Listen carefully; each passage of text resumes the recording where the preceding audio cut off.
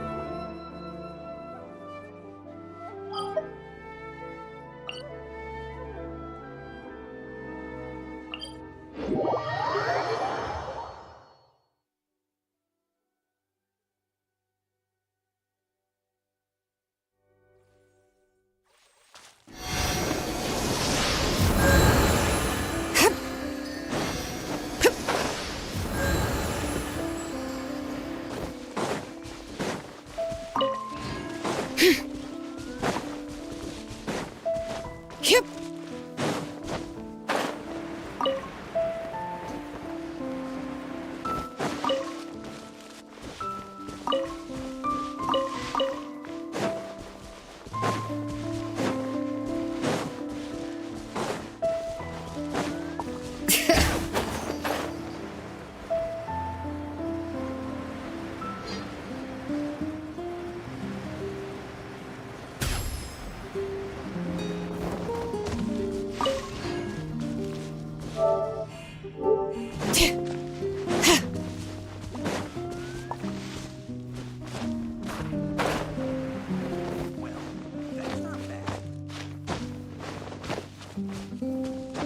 Yes, I see. Hopefully we'll have a good harvest this year.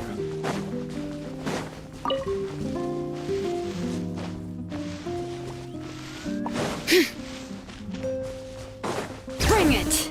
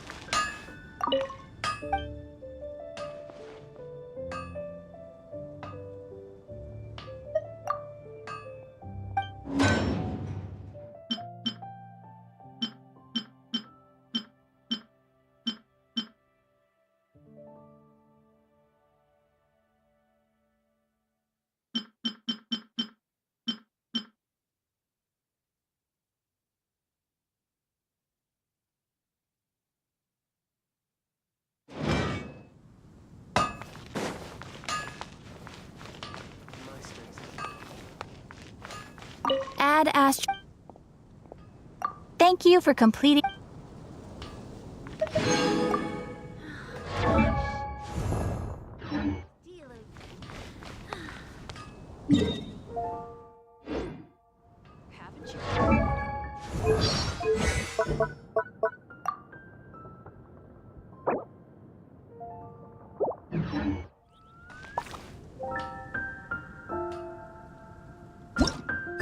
Rebooting.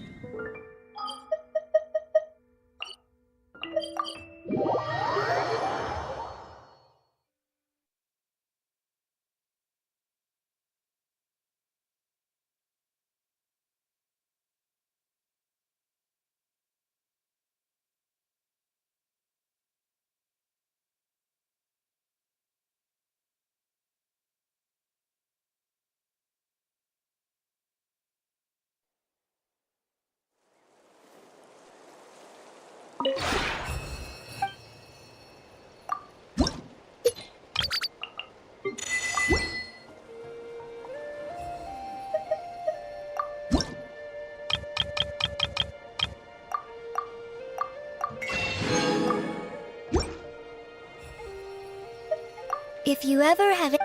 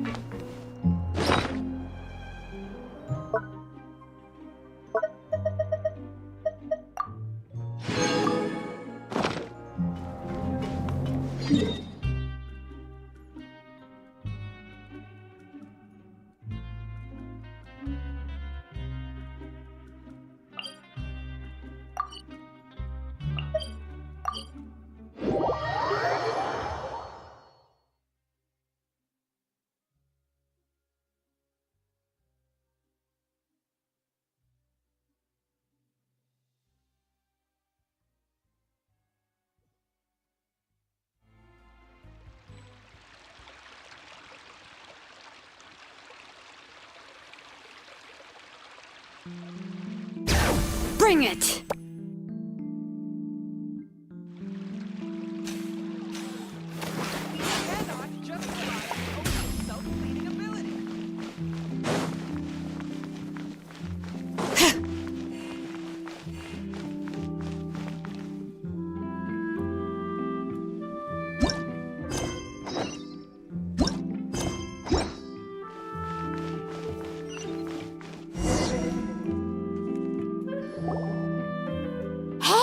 There's a newsstand over there! Want to grab a copy of the Steambird?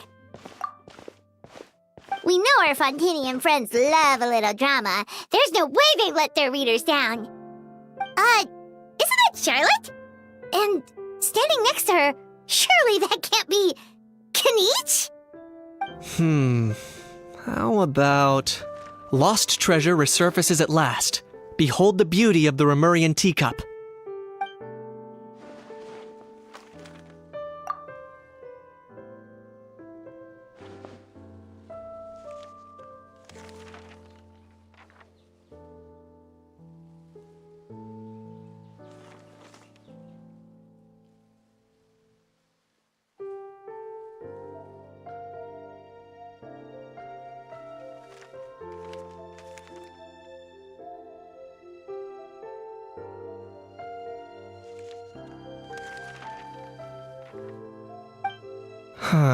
Pretty shocking. But it still feels like it's missing something. Ah, got it.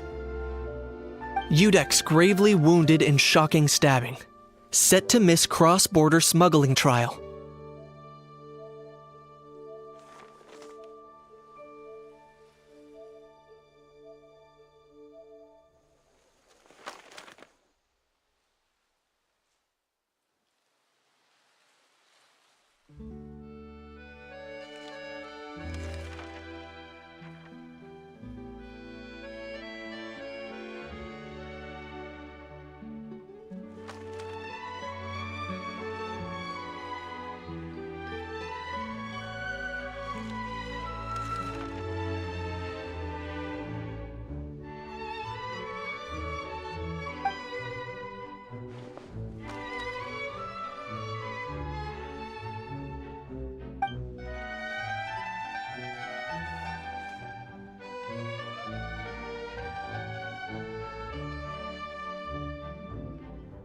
Huh?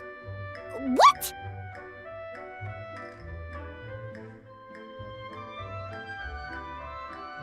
Did Paimon hear that right?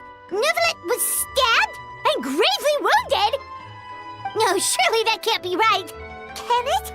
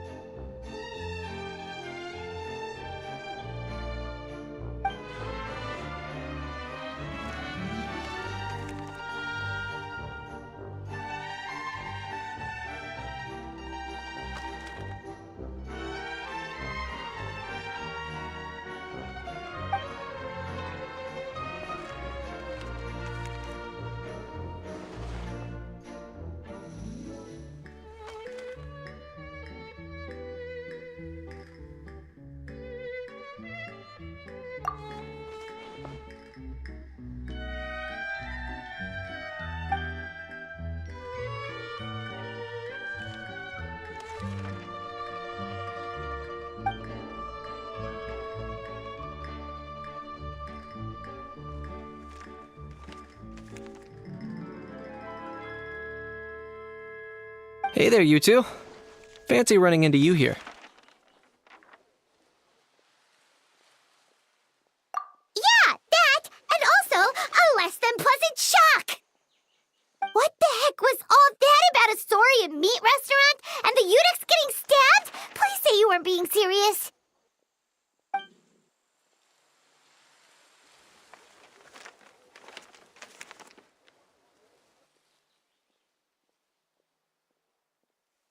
Trading tabloid headlines?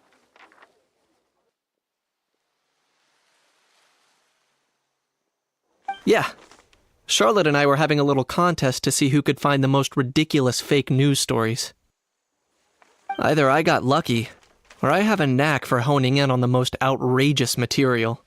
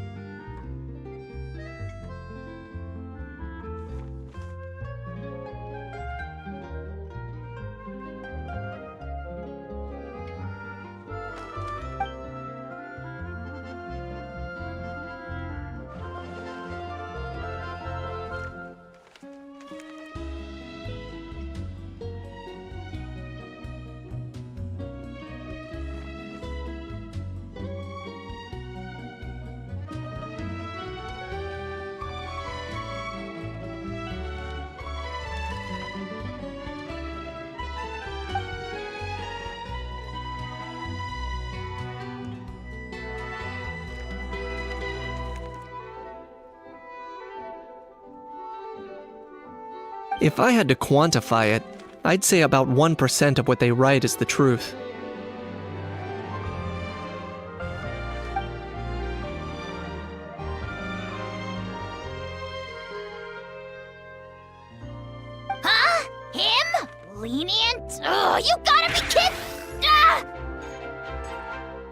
Don't get me wrong. I'm not trying to give credit to these so-called news stories for occasionally including a grain of truth. All I'm saying is, even the wildest leaps of the human imagination are always rooted in reality. You mean all those fake headlines you mentioned actually do have some basis in fact? Sure they do. For instance, there was in fact a smuggling trial recently. Considering the amount of speculation surrounding the smuggled goods, it's no wonder there are rumors about restaurants serving saurian meat or teacups being unearthed from ancient ruins. But in reality, the goods in question were simply a few ancient relics dug up from ruins in Natlan. Rest assured, no saurians were harmed in the process.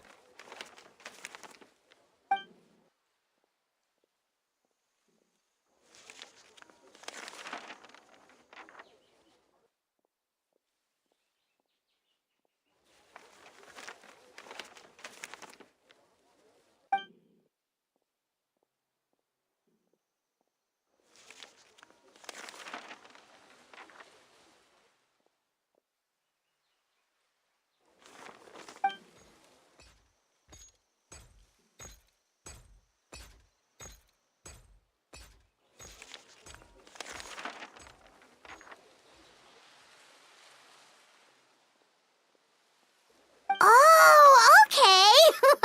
Paimon was so busy freaking out about those headlines that she totally forgot to ask why you're here in Fontaine, Kinich.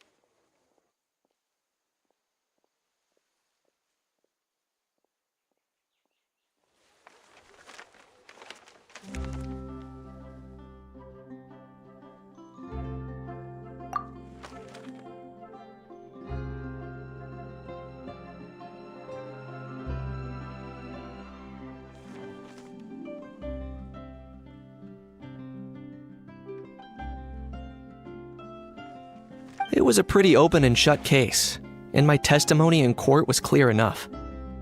But I'm guessing, Mademoiselle Charlotte, that you're less interested in the case than you are in trying to uncover some news stories about Natlan.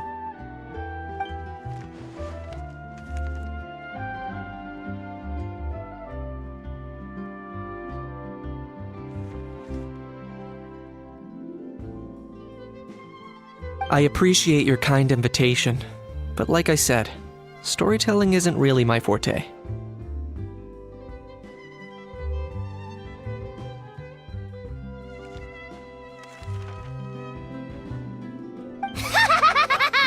Kinich the speechless! Kinich the tongue-tied! Huh? If you're dead set on doing an interview, why not talk to the Traveler instead?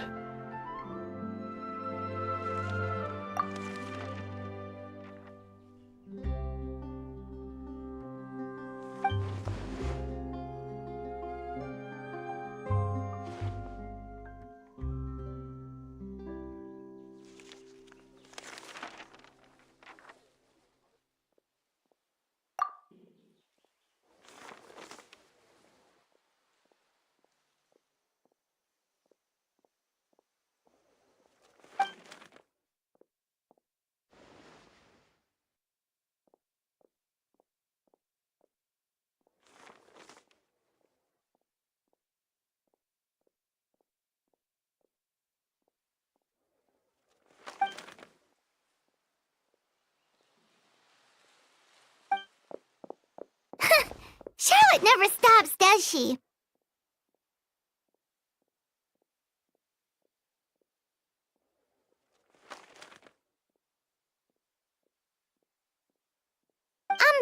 Anyway, Paimon just has to ask.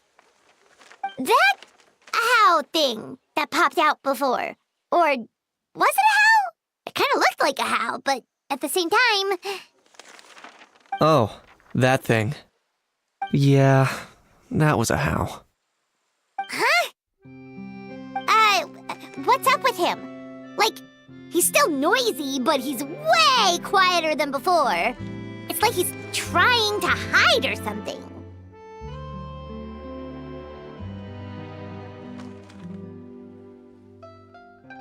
Could be. Not acclimatizing? Aw, poor almighty Dragon Lord is not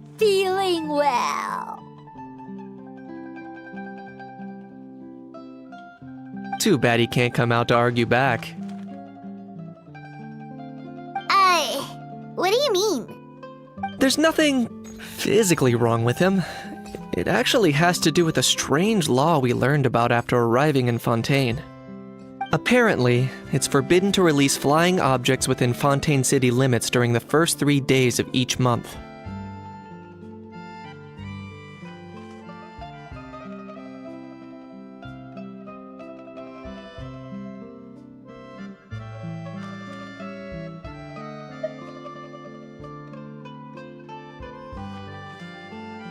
Paimon sure does! Paimon's been down this road before. There's an easy solution. As long as Kaniche holds onto a house tail, he'll be considered an almighty Dragon Lord balloon, not a flying almighty Dragon Lord. Not gonna lie, I was considering that. But Ahau wasn't too thrilled with the idea of huffing and puffing away in the form of a mini helium balloon. That said, it's pretty annoying how he keeps randomly popping up all of a sudden. Anyway, this morning I saw a notice outside the Palais Mermonia about an event that's set to take place outside the city soon. Something to do with filmmaking. I hear that's all the rage here. I was planning to stay here and do some exploring for a few extra days anyway, so I think I'll go check it out. It'll be a good chance to let that noisy helium balloon out. He might even learn a thing or two. If you're free, why don't you come along?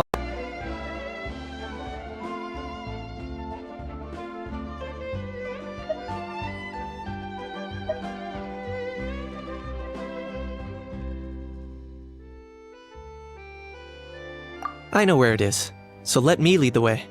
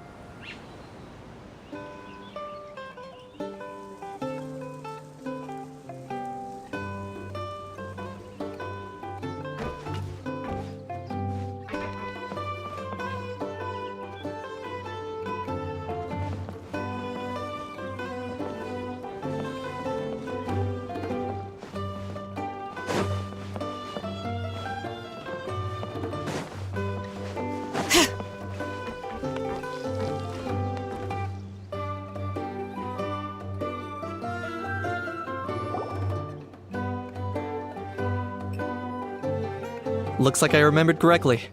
Here we are. Wow, this is awesome! Hard to believe it was just an empty beach before. Yeah, it was still completely deserted only a few days ago when I passed by on my way to testify at the Opera House. There must be some efficient workers in Fontaine. Quite impressive. A few days? One night was all it took. Rap-a-tap-tap, ta-da! But is this all it takes to blow people away? Oh, no. Given my past experience, I can't let myself get carried away.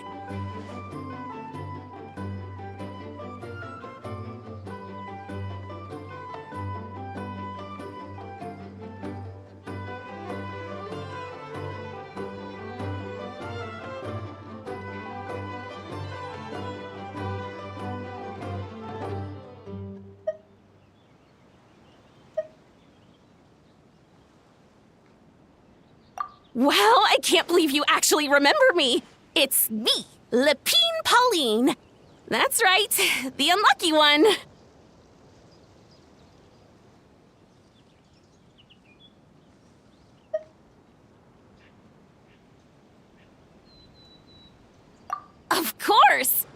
else would we have managed to build Fantasyland in a single night? Fantasyland? At least that's how I like to think of it myself. A magical land of fantasy, the stuff of film buffs' dreams. I know it sounds like I'm laying it on thick, but that really is the goal here.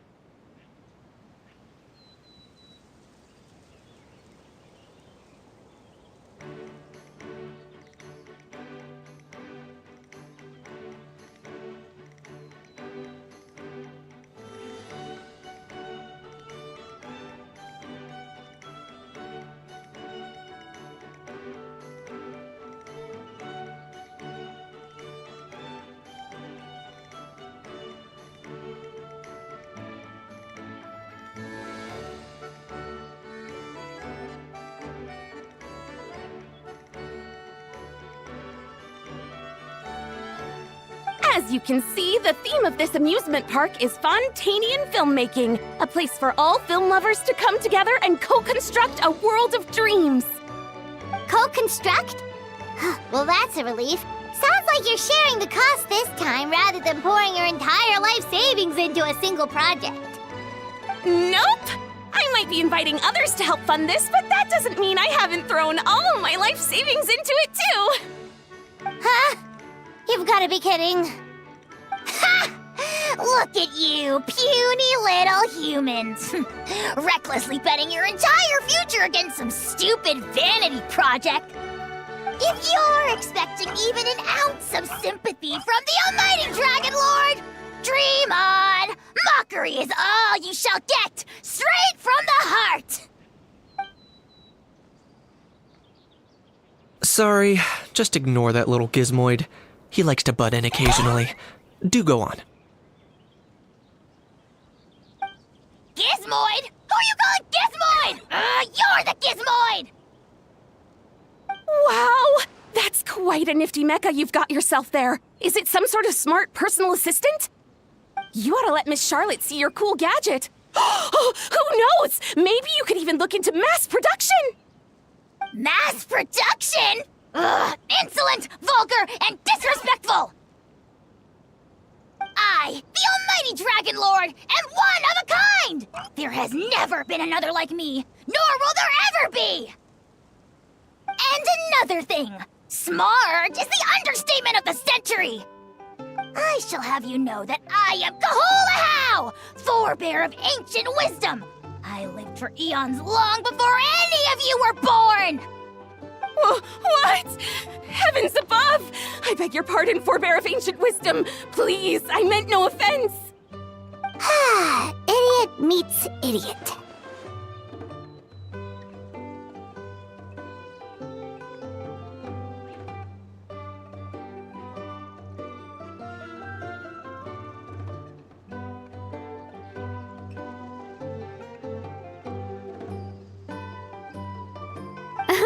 What's all the fuss? Making some new friends, are we?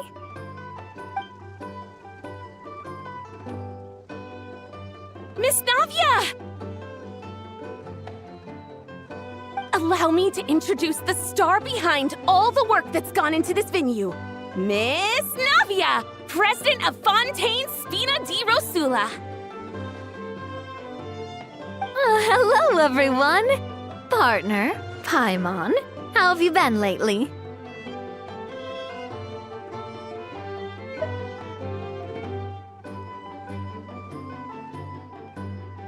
Hello there. I'm Kanich.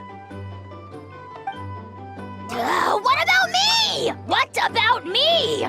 My useless servant can't even give me a proper introduction. You think someone yelling their name out in the middle of a public street really needs an introduction? He's not wrong. I caught yours just now, in fact. So, you must be the almighty Dragon Lord, Mr. Ahau. It's a pleasure to meet you.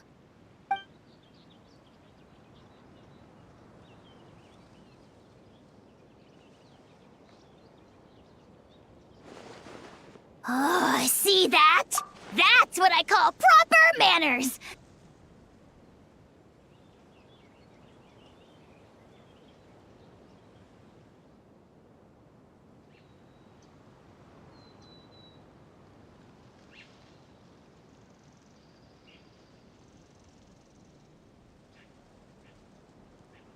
Well, well, it's not every day you meet a well-mannered human.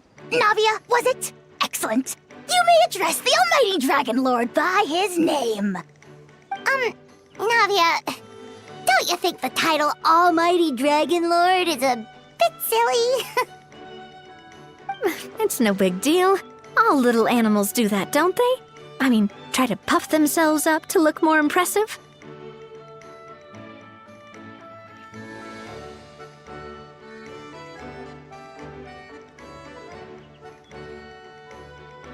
Anyway, it's all thanks to Miss Navia and the Spina di Rosula that Fantasyland's gotten up and running in the space of a single night. Honestly, thank heavens! After all that paperwork and endless waiting, the event and venue finally got the green light.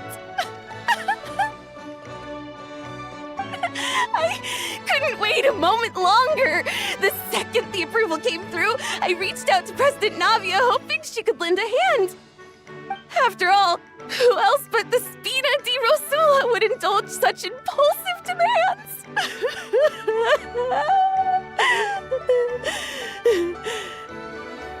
Sorry, Traveler.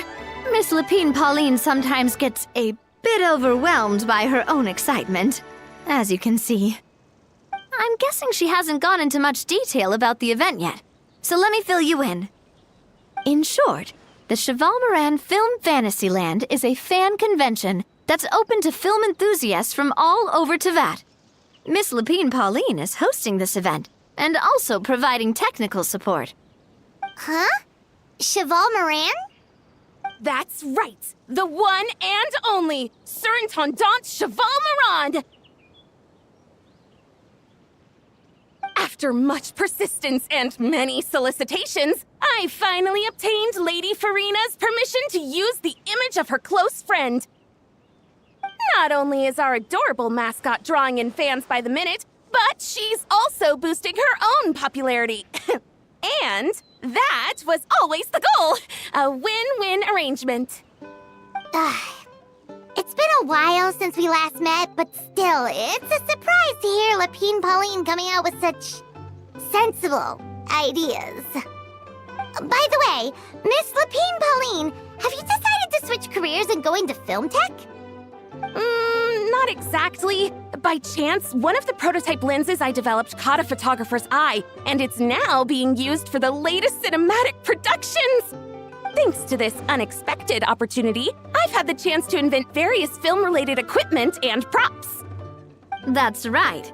So don't underestimate Miss Lapine Pauline, our resident engineer. She's the technical powerhouse at the core of this entire event.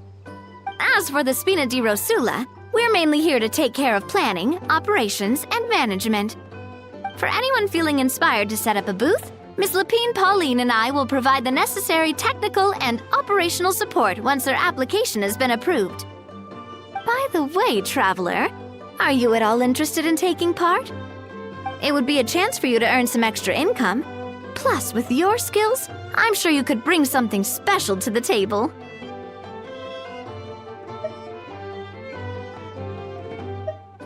Paimon would be even more tempted if you were to, say, throw in one of those fancy feasts she's seen in those gourmet food reels. Well, as it happens, that'll be a piece of cake. Everyone needs to eat, whether they be tourists or the stall owners themselves.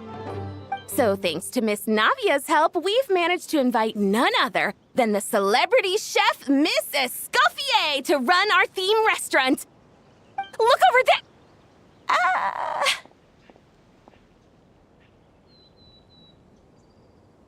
You! Yes, you! For the last time, the ingredients have to be in the right ratio! Get it right next time, or you might as well just lie down on the chopping board yourself. She seems a bit busy right now. Well, I'm sold.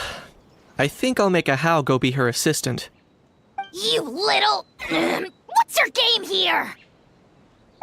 Demoiselle, sorry to bother you, but there's an issue over here that requires your personal attention.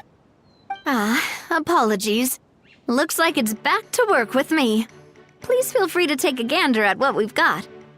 Anyway, if you're interested in taking part, come find me later.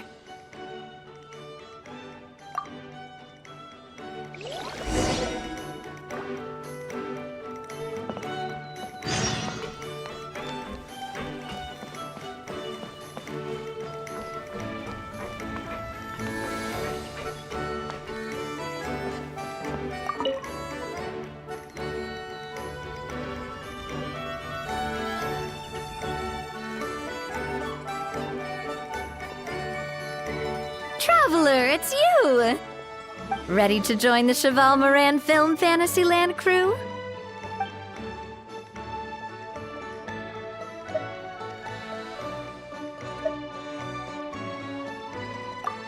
It's time, dear partner in Paimon, for us to turn our attention to the Cheval Moran Film Fantasyland. As I mentioned, the park was started up by enthusiasts who brought in the Spina di Rosula to handle the planning, construction, and operations. Of course, enthusiasts aren't typically all-around experts. They usually stick to designing the event booths.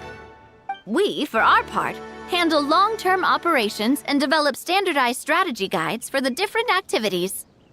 Long-term operations? Strategy?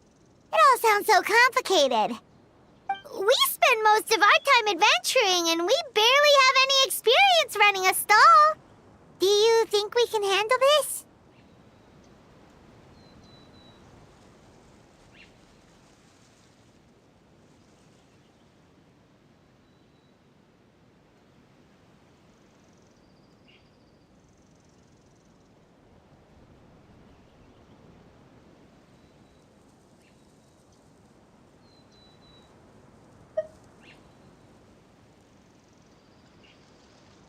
That's more like it. You've seen it all before, haven't you, partner? I'd even go as far as to say you've shaped some of Tevat's biggest business ventures. Anyway, first things first. Let's get an overview of how the whole festival's gonna be run.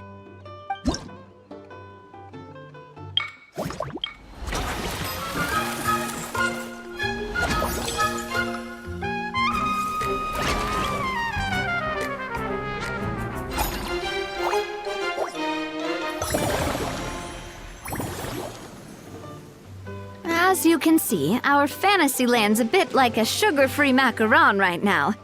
Several areas are still under construction.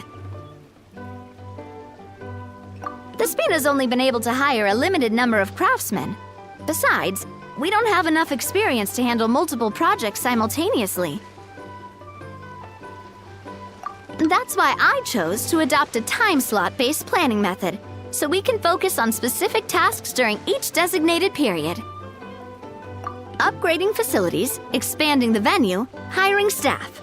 All of this requires funds and time slots to accomplish. So, it's our job to allocate precious time slots in each business cycle to the most worthwhile tasks. As we attract more guests and earn money to add to our funds, we'll also be able to work more efficiently, which will allow us to divide each cycle into finer time slots, which will let us get more done. So we'll be limited in the decisions we can make and tasks we can focus on within each time period. Which means we have to use our limited actions and Mora to earn even more Mora. Kinda like playing chess or cards then. Cooking up a strategy in advance is gonna be key. Paimon thinks she just about gets it. How do you feel about it, Traveler?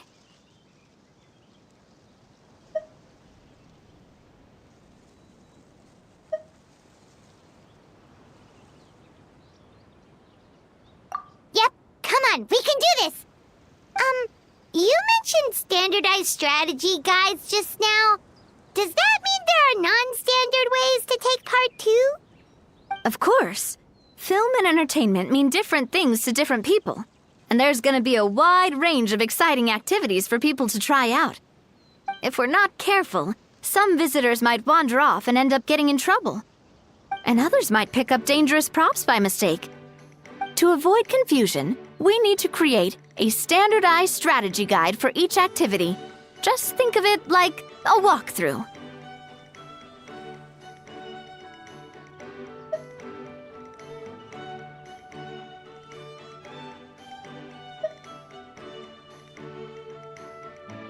Wow, if we're the first ones to test out the activities, who knows what surprises there could be waiting for us? But if we hit a tough spot, we'll just have to rely on our skills to carry us through. Hopefully it goes without saying that I'd never put you in danger, partner.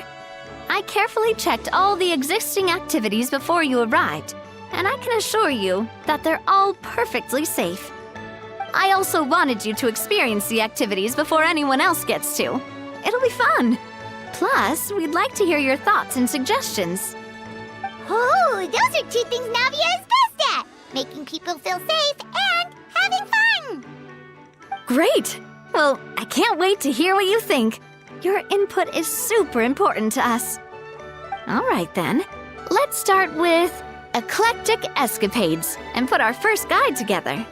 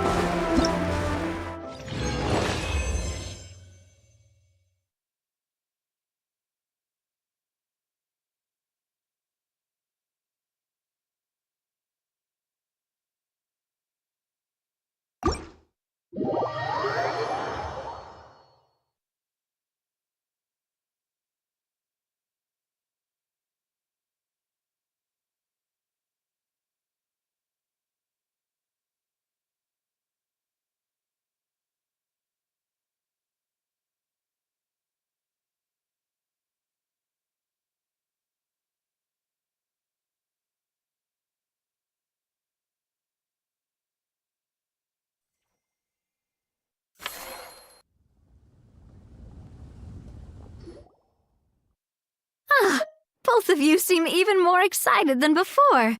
Looks like your first trial run didn't disappoint.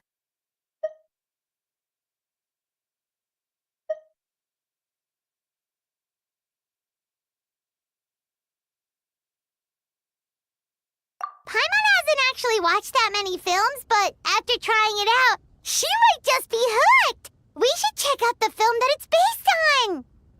Great job, Paimon. That's exactly what our enthusiast friends were hoping you'd say. They'd be beyond delighted to hear that visitors are curious about the films that inspired these attractions.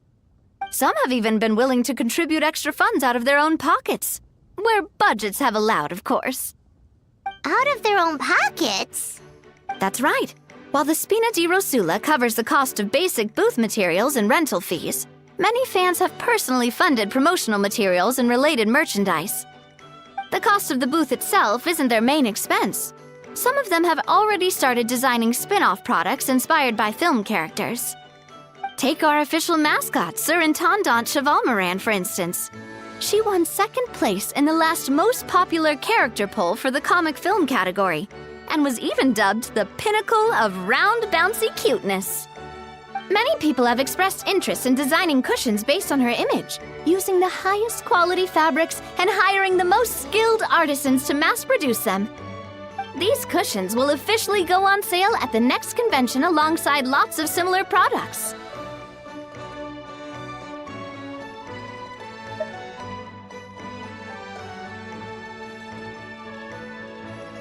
Don't worry. As Sir Intendant Chevalmoran's guardian and official image rights agent, Farina's already getting 60% of the sales revenue.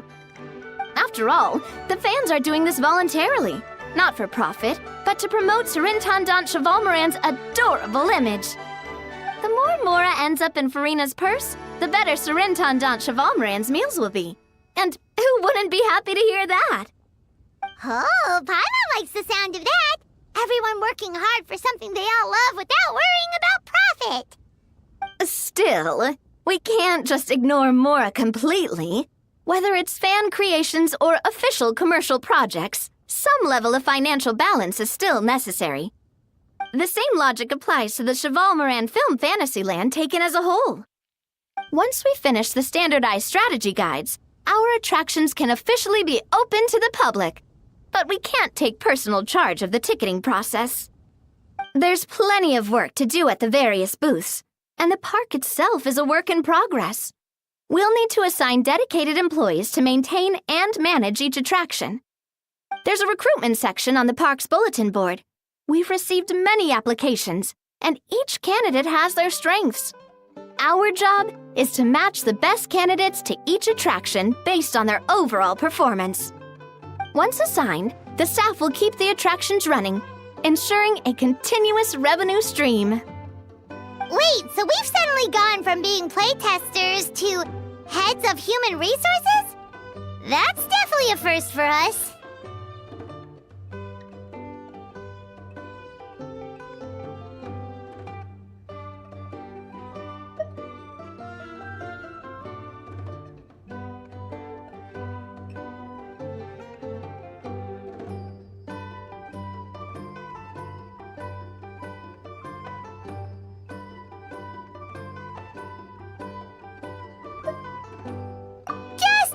Everyone up to your own standards, okay? You can't expect everyone else to be as capable as you. Alright, time to review some resumes. Fingers crossed we'll get some exceptional candidates.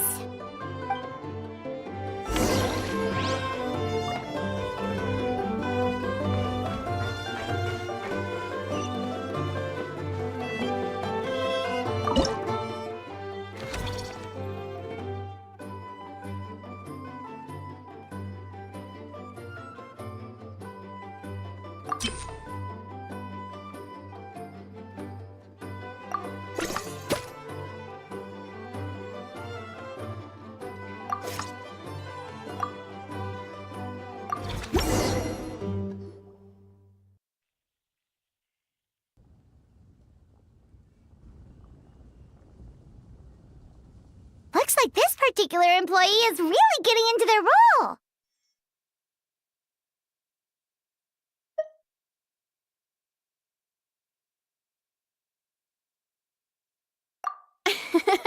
You're both doing great. You sound more like bosses than I do. In any case, with this, the Cheval Moran Film Fantasyland is now officially open. Running a theme park is a long-term project. You won't make much if you try and rush it. We're just about done with our current work setup, so let's take a short break and wait for this cycle's revenue report to come in.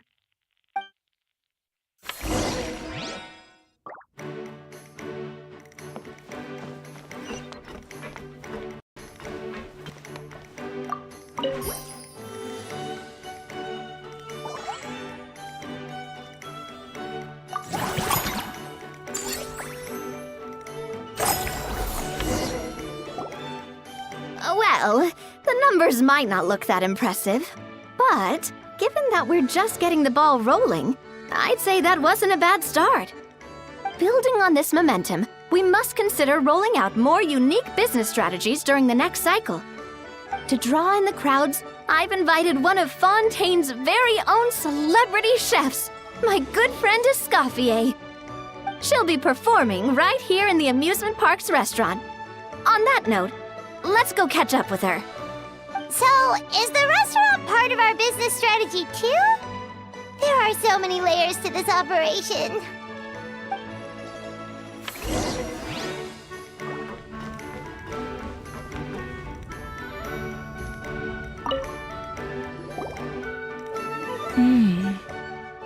The restaurant is up to standard, and the waterside location will make for a unique dining experience. The beautiful scenic reflections in the water create a stunning backdrop, lifting diners' spirits and allowing them to truly savor their meals. Ingredients, check. Cooking utensils, check. Looks like we're ready to rumble. Hey there, Escoffier! Oh, my employers are here. The president of the Spina di Rosula, plus the famous traveler and Paimon. I must say, you seem a bit overqualified to be running a film-themed amusement park. I'd say that if anyone here was overqualified, it would be the former head chef of the Hotel de Boer. Wherever you walk, the aroma of fine cuisine follows in your wake. Let's get back to business. I'm guessing you want the traveler to help me decide the theme dish for each cycle, right? This is the business strategy I mentioned earlier. Using Escoffier's top-tier dishes to attract more visitors to the park. But this isn't just about attracting visitors. Her culinary masterpieces will surely have other surprising effects. Just imagine, Paimon, if all you needed was a single ticket to enjoy all the attractions and taste all the legendary food. Wouldn't you be tempted? Then Paimon come every single day!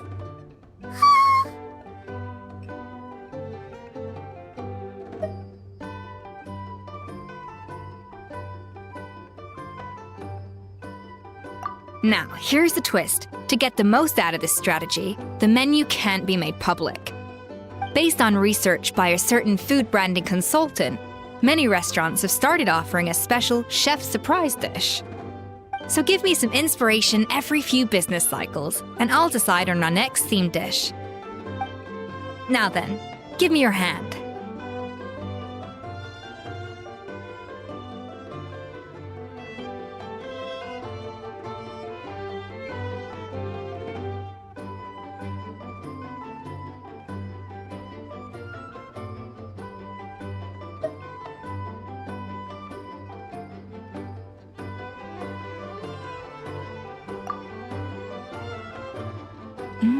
A warm and energetic feel.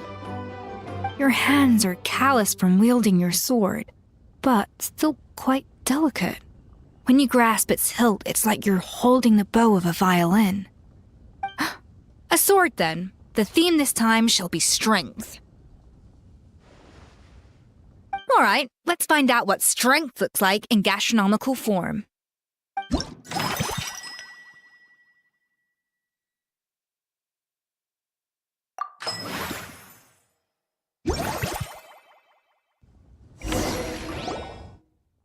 I've refined the sauce for these barbecue ribs.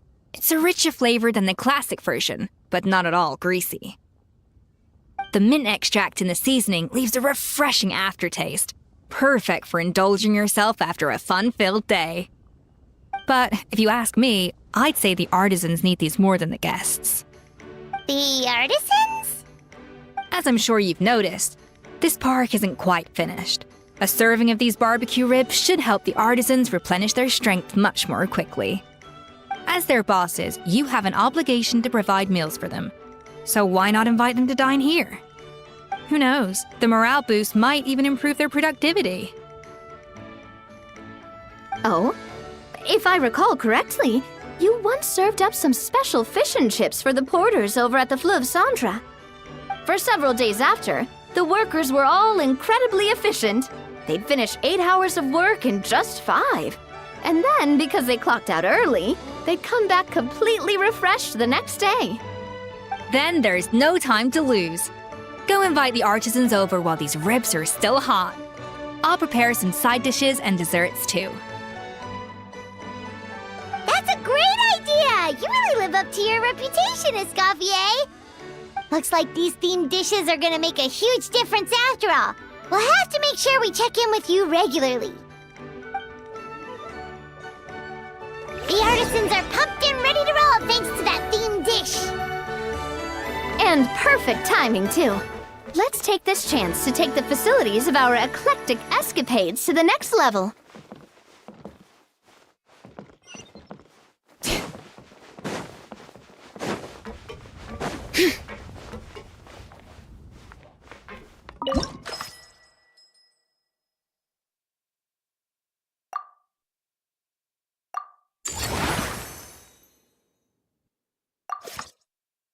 We should be able to attract more customers by upgrading the stall, don't you think? That's right. Based on my business experience with the Spina di Rosula, I've quantified the service value to help you intuitively understand how satisfied customers are with each stall. An attraction will reach its ideal revenue only when its service value meets customer expectations. As we improve and expand our facilities, expectations will also increase accordingly. When that happens, we can deploy more capable employees or invest funds in training to enhance our employees' skills.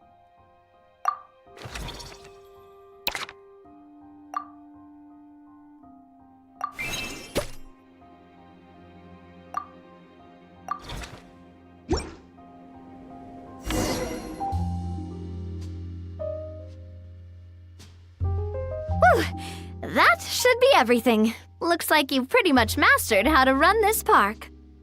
Huh? Have we really? Thinking about it, we have learned quite a lot, haven't we?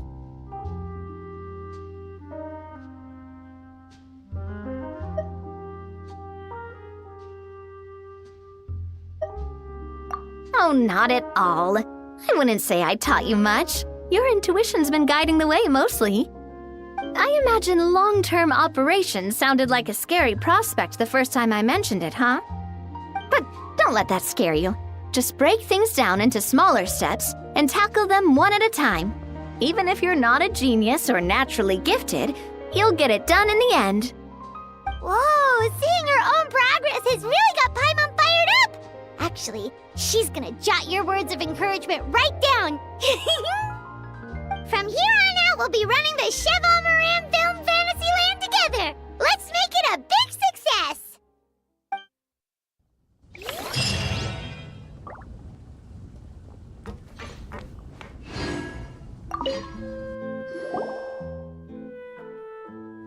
Greetings. Apologies if you overheard my harsh words just now, but I assure you it is entirely necessary.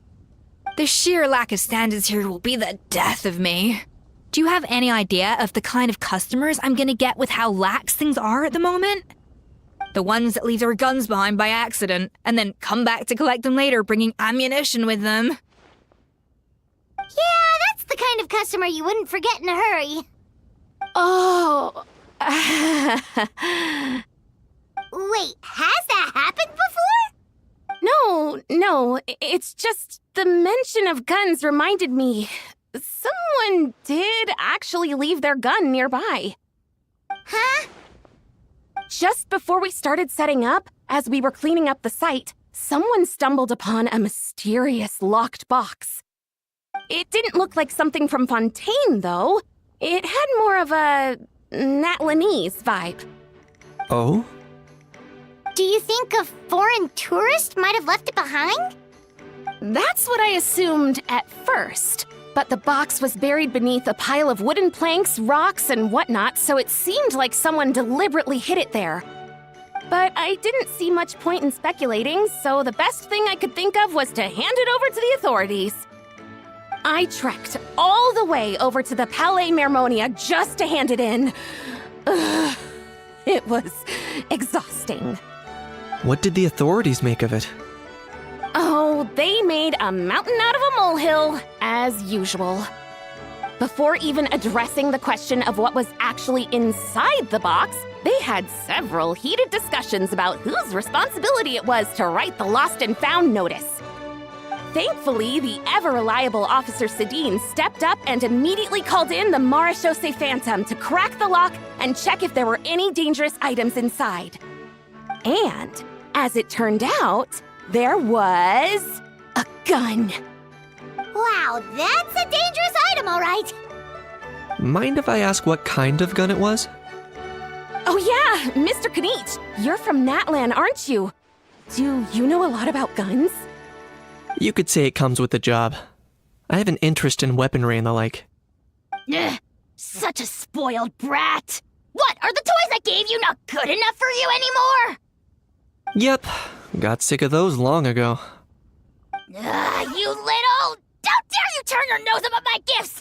Why, Time for a timeout, old-timer. Sorry, where were we? Oh yeah, do you recall what the gun looked like? It's a bit hard to describe. If you ask me, it didn't even really look like a gun. Give me a second. I'll knock out a quick sketch.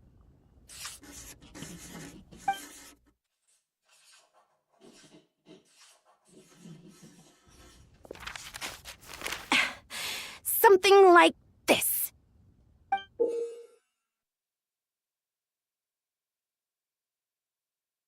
Whoa, it's so neat and precise!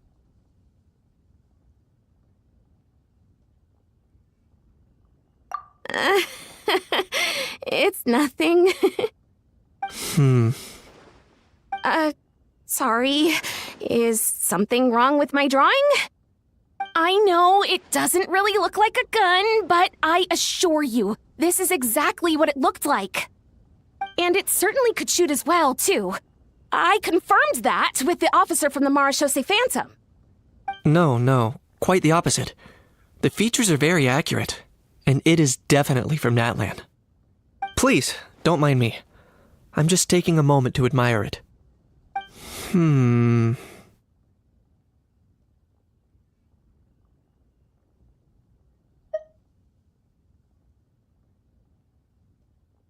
I should be the one thanking you. Thank you, and everyone else for your support. Don't mention it. Besides, we haven't really done anything. Not at all! The buzz and excitement you guys bring is exactly what this event needs! Oh dear, I'm starting to feel a bit guilty watching everyone else toil away. Guess it's about time I got back to work too. But just before I go, one last thing. Traveler, it's wonderful to see you. Here's to a successful collaboration!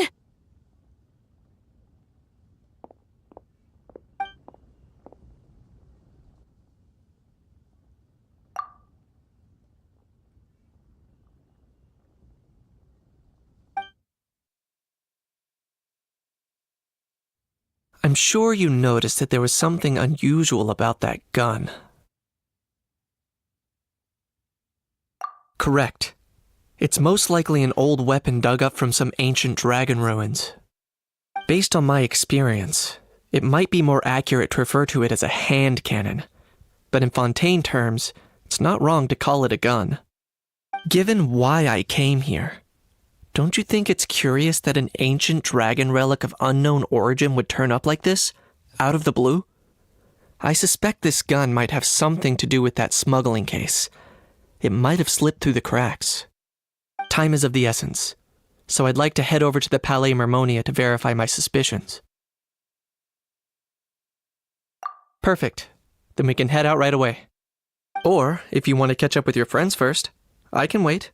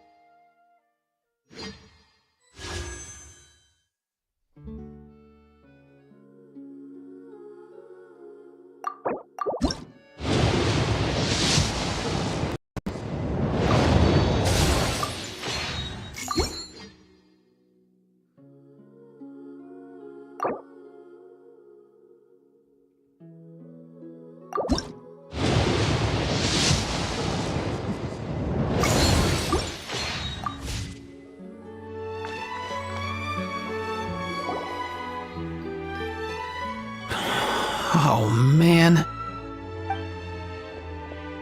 Bro!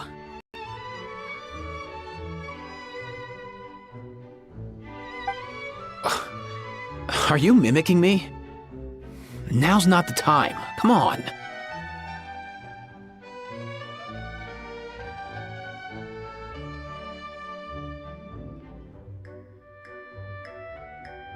No, I mean, one of our buddies is here, for real. Quite a few of them, actually. Aurora and Aoife, what brings you to Fontaine? Huh? How come you're... Ah, I'm guessing Kanich is here because of that international smuggling case, right? I've heard quite a bit about that. Word sure gets around quickly, huh? First time abroad and you're already making headlines. Oh, stop it. It's not like I was the center of attention. Wasn't expecting to see the Traveler and Paimon here too, though. Come on, Aoife. Huh? A traveler, by definition, is someone who travels around. Fair point. Anyway, back on topic. Wait a second. I lost my train of thought. What were we talking about again? Why, you're all here, of course. For vegetables. For Kakuku. Huh?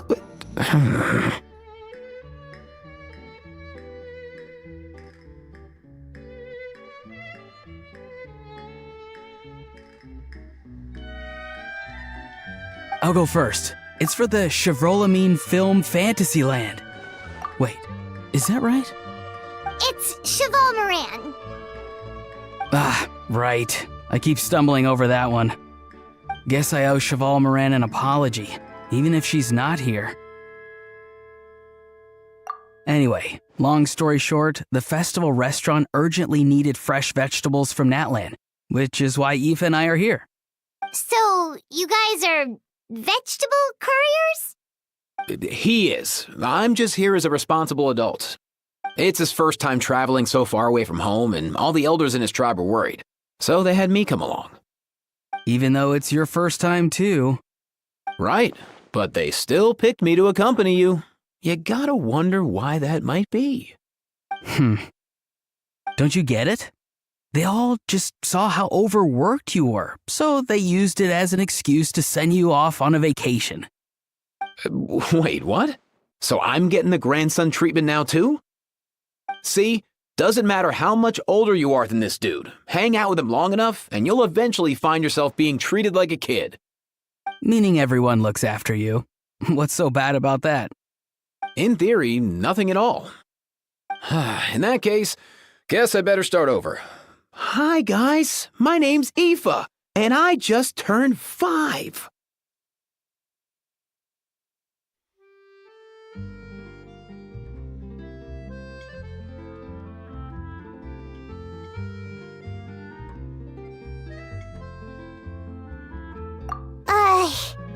Paimon's not sure who the responsible adult is anymore. So, what about Kakuku? If he was here, we'd be making more of a ruckus than we already are. That's exactly what's got me worried. Aoife, there's nothing to worry about. You're a big boy. You can handle yourself now even without Kakuku. You think that's what I'm worried about? Anyway, my priority right now is Kakuku. Suffice it to say, Kakuku's in big doo-doo. How so? He's so small, and all he knows are a few harmless phrases. What kind of trouble could he even get himself into? Let me guess. Did he get caught out by the law on flying objects? Bro, you too? Not me. How? Oh, that pesky little chatterbox. So that's why he hasn't interrupted us this whole time. Guess he's too scared to show his face. That, plus he's already spouted enough nonsense for one day. So I've put him on mute until tomorrow. Nice one. If I was even half as decisive as you are, I would have kept a closer hold on Kakuku so he didn't get a chance to go flying off. Oh no, bro. Or rather, did Did Kakuku get caught by the guards for flying around? If they had managed that, we'd at least be able to track him down. But when the guards started chasing him, Kakuku flew into that building next door. I wouldn't be surprised if there was a high-stakes pursuit going down in there as we speak. Just like one of those cool crime movies. Which building? That one? Yup, that's the one. Kakuku sure has a good eye for a getaway. It's the tallest building around. I may be able to fly up pretty high, but checking every last window would still take quite a while. As for Aoife, well, let's just say he's not flying anywhere without a Saurian. Sorry about that. Not like it's my fault, though. You don't have to apologize on my behalf. Wait a sec. What's this got to do with how high you can fly? Kakuku's got himself into a real mess here, like a panicked animal running straight into a trap. It's pretty worrying. I'm starting to picture him flapping through a barrage of gunfire while important documents are flying about left, right, and center. Heck yeah! If anyone can pull it off, it's Kakuku. He's always been such an awesome Saurus. I believe in him.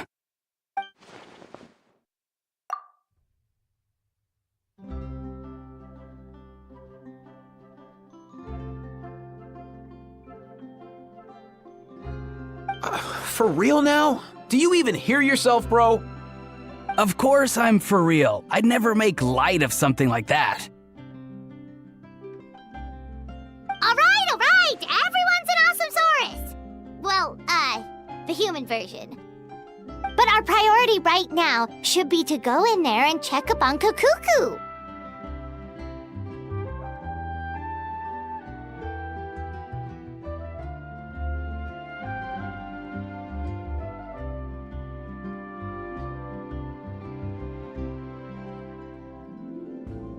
Leave it to us. You sure? Wow, awesome. That'll be a huge help. And if Kakuku doesn't listen to you, I give you permission to pull out a couple of his feathers. Wait, since when was that up to you? Well, then it's your call, bro. All right then, if Kakuku doesn't listen to you, I also give you permission to pull out a couple of his feathers. There you go. If he objects to that, tell him to come find us. He won't. Trust me.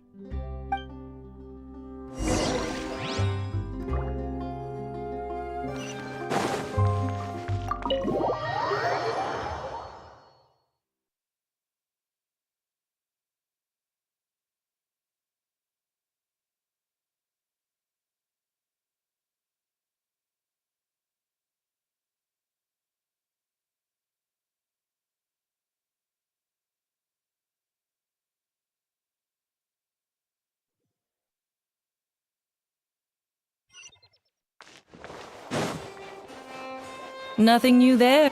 What's all that commotion? Are they arguing in there?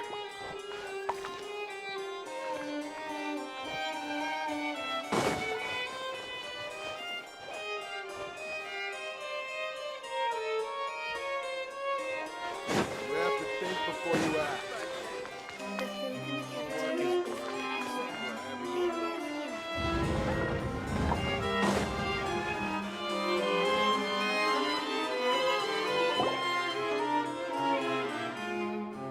No way, bro!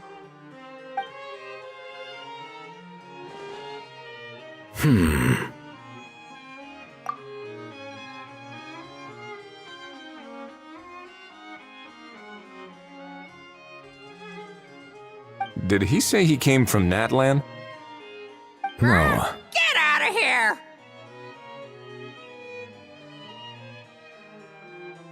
I can understand his words, just not what they mean. Oh no.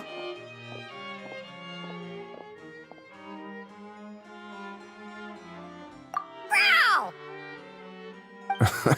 He keeps repeating the same things over and over again. Oh, you know one another.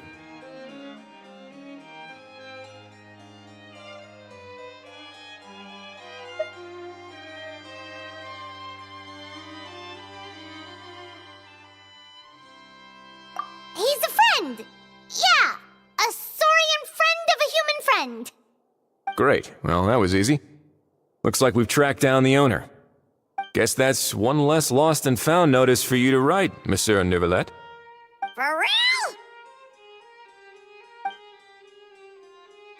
Traveler, was there something important you wanted to discuss with the Udex? I'm just about done with my business here. Need me to step out? Stay and hear them out first. Perhaps it will have some bearing on your own work. If I'm not mistaken, you are the same Mr. Kanich who served as a witness in the smuggling trial? I take it there's been a further development in the case. That's right. Very perceptive, Mr. Udex. So you've met Neuvillette before? But wasn't the trial overseen by another judge? I've seen his photo in the papers. But as for this other gentleman... Allow me to introduce you to Mr. Wriothesley, administrator of the Fortress of Meripede. Or in layman's terms, Fontaine's prison warden. Please, feel free to share anything about the case. There's no need to keep anything from him. Pleasure to meet you. Pleasure to meet you! Wow, that sounded just like me. But should we really discuss official business in front of the Saurian? Oh, wow! Oh, no! I believe he said... Or rather, I suppose he meant that he'll keep this to himself. Though I should mention, Mr. Kukuku, that we will have to ask you to sign a confidentiality agreement. Sure thing, bro!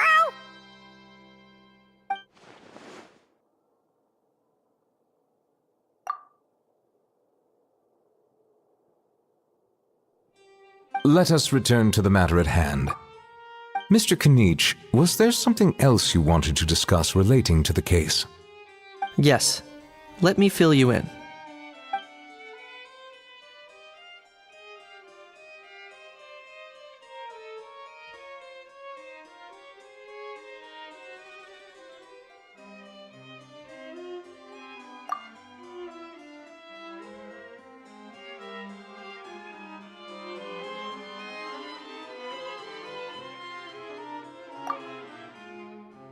Wow!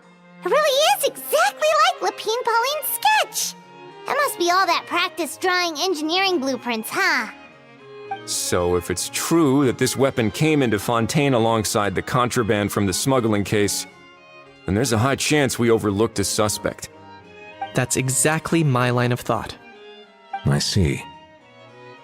Mr. Kanich, thank you for reporting this promptly. I'll arrange for the Marechaussee Phantom to investigate right away. We should begin by questioning the prisoners in custody. Wriothesley. I'll sign off on the interrogation request, don't you worry. That would be much appreciated.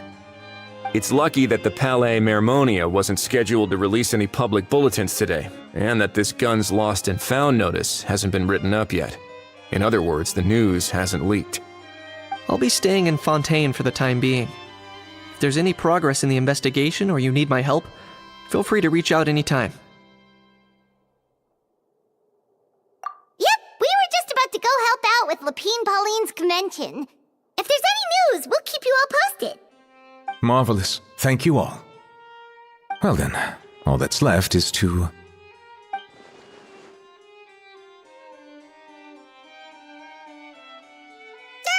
You miss me, bro? He really does come out with the most unexpected things. Who did he learn it all from?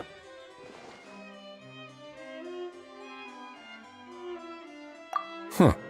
Well, it's pretty extraordinary. Anyway, according to due process, we must first determine whether Mr. Kukuku qualifies as a flying object. And, following on from our conversation just now, he also needs to sign a confidentiality agreement. Drafting said agreement may take some time. Looks like you'll be staying with us for a while then, Kukuku. Excited?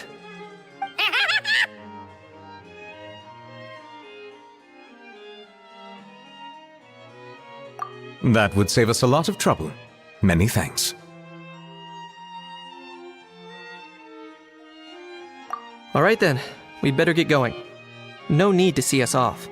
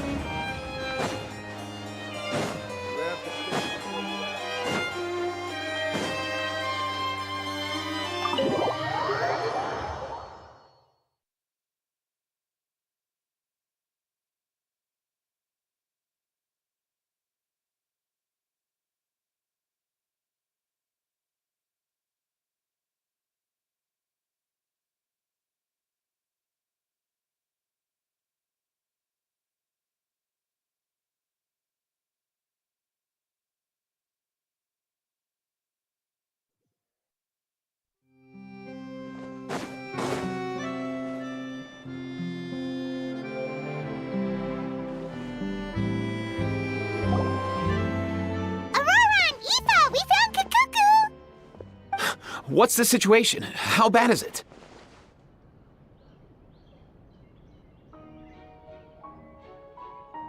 Oh no. When I saw that Kakuku wasn't with you, I'd already prepared myself for the worst. Relax, Aoife. Maybe Kakuku just prefers high-rise living now. Sometimes you just have to let the kids grow up and make their own choices in life. For real now? Do you even hear yourself, bro? It's not that bad. Kakuku's fine. Still very much alive and kicking for starters. He hasn't been arrested either, so no jail time.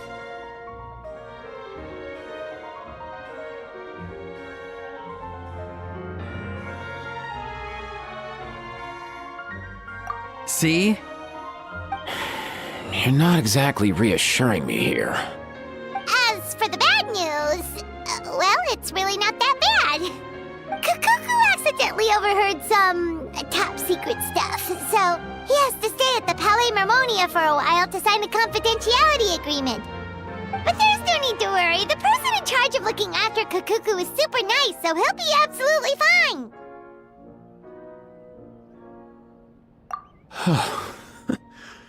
All right. That doesn't sound too bad after all. Wow, hearing that's put my mind to rest. But based on my understanding of how things work here, the ban on flying objects should be over by the time Kakuku actually gets out. What a shame. Oh well, I guess we'll just have to go have some fun without him. You don't look disappointed in the slightest. Anyway, Auroron and I will be staying in guest rooms upstairs at the Hotel de Boer for the time being. Feel free to drop by if you need us. Yay! Problem solved! All right, let's catch up another day.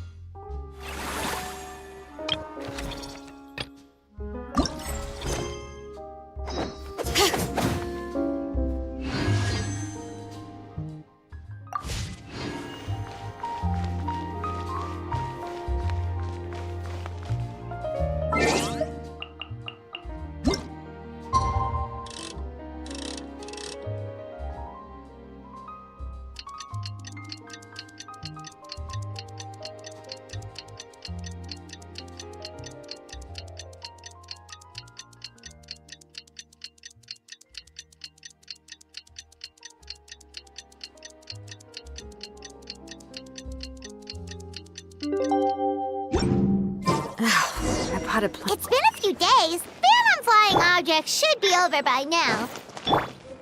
Let's head over to the Palais Mermonia to see how Kakuku's doing.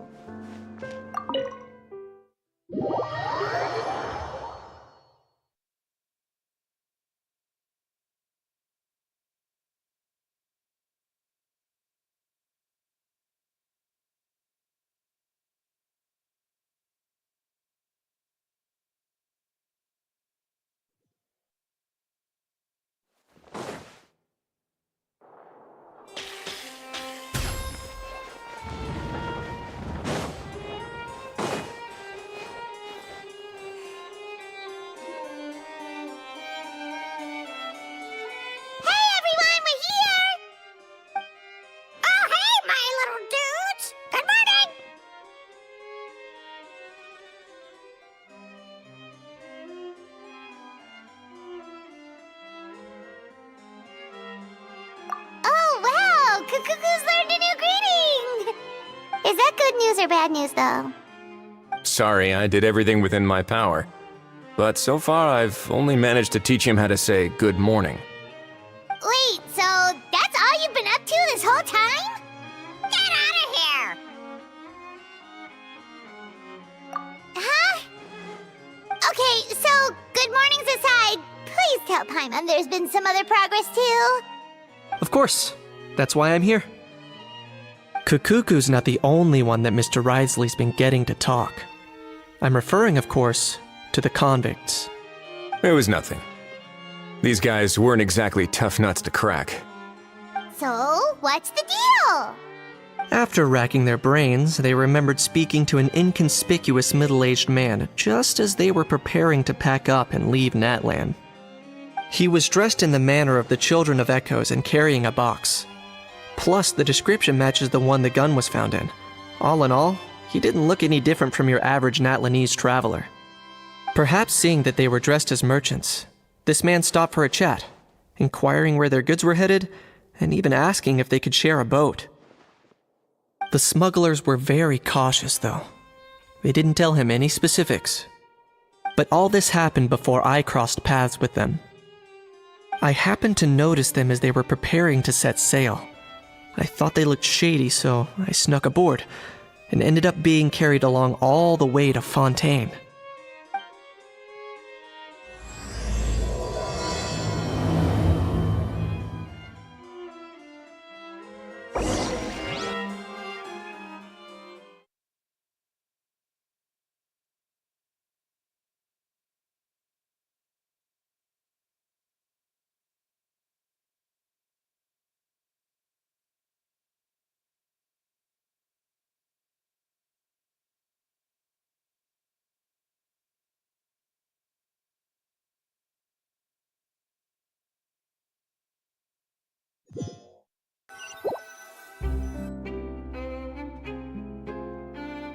Boss, do we know if those Fontanians will even like this stuff?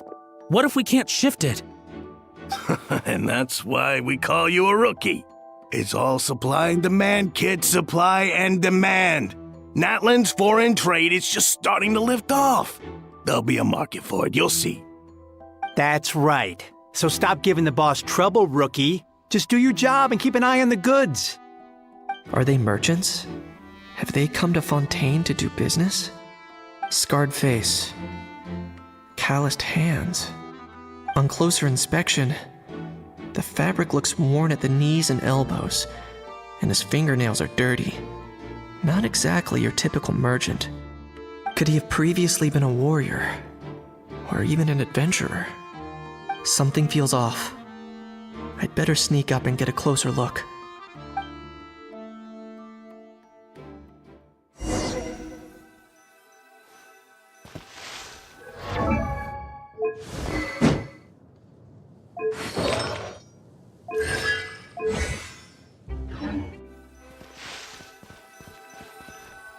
Nice thinking, boss.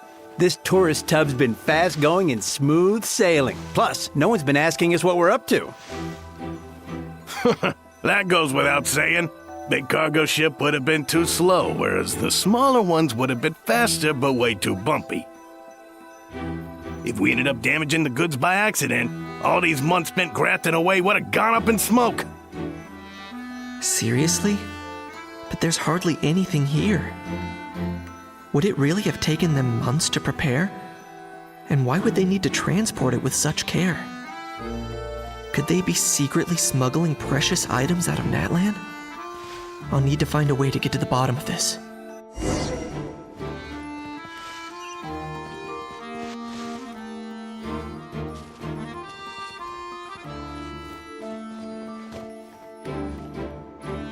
What was that sound?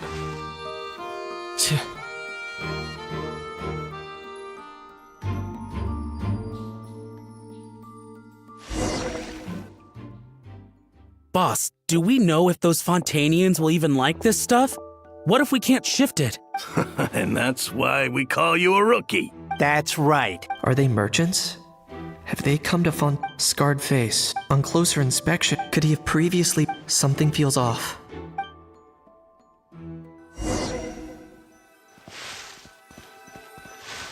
Nice thinking, boss. This tourist tub's been fast going and smooth sailing. Plus, no one's been asking us what we're up to.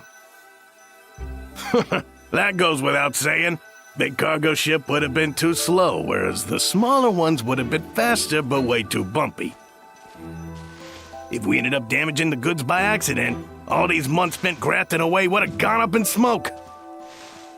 Seriously? But there's hardly anything here. Would it really have taken them months to prepare?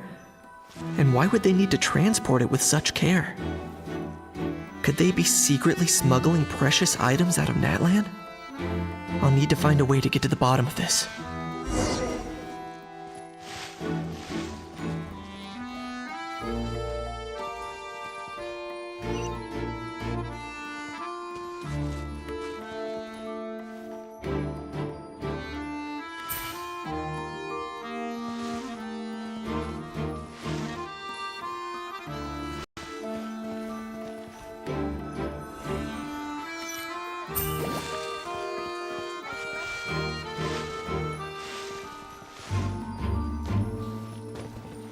Let's go hear what these criminals have to say for themselves. Sure enough, there are relics inside the box. It's illegal to smuggle such items outside Natlan.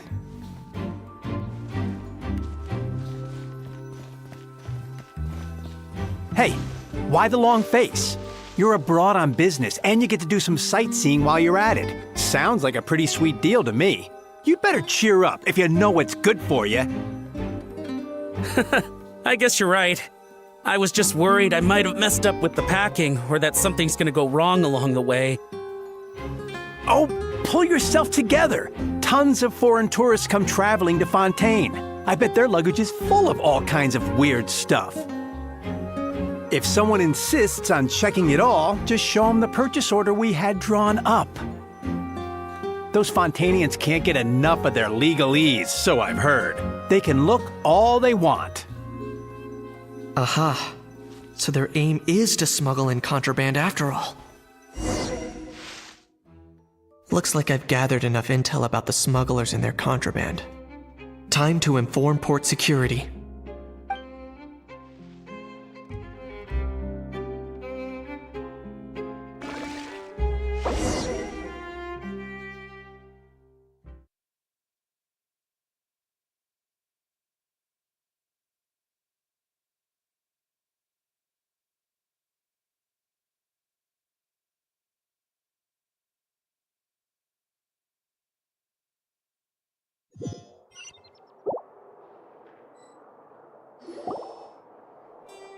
So anyway, that was when I went and told the Fontainian guards about my suspicions.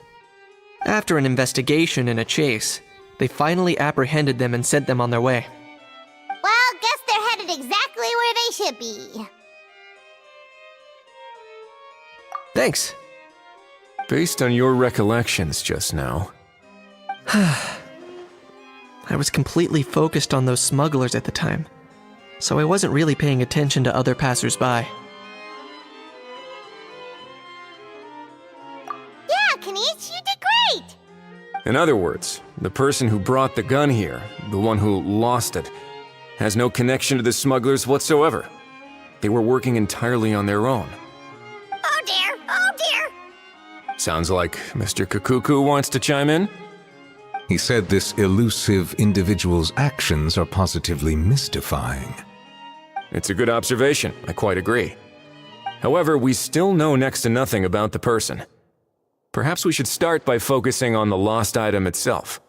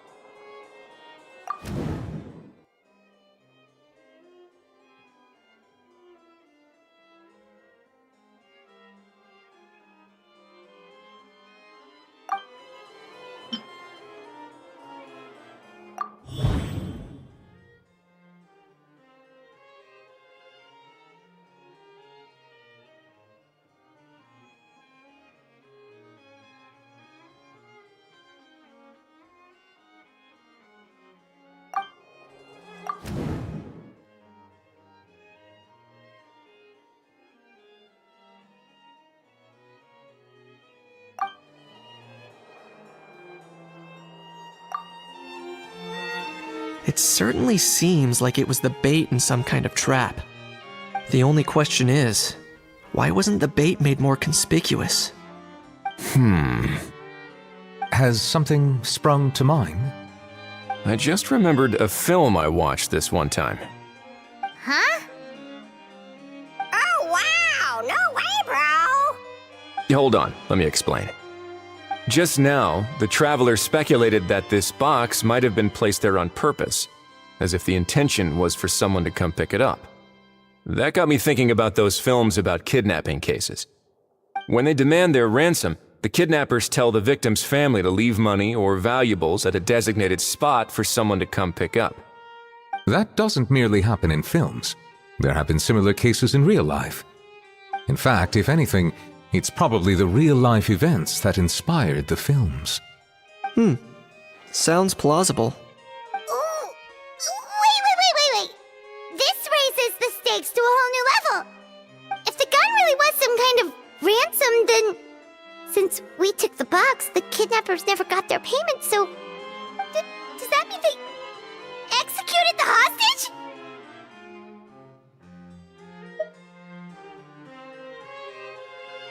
I agree. I don't believe we have a kidnapping on our hands.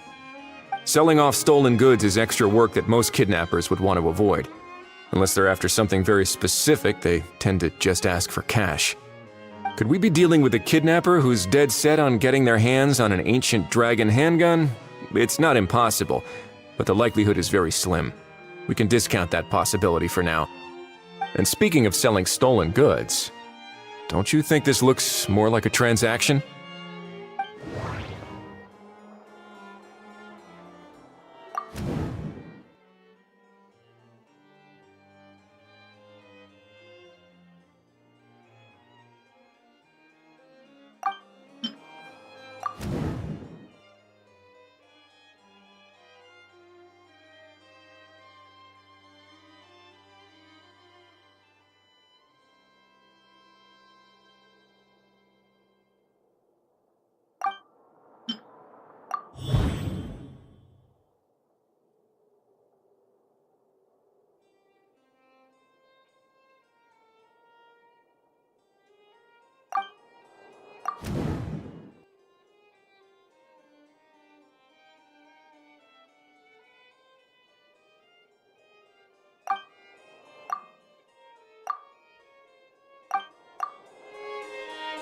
So, bottom line, this was an individual smuggler at work.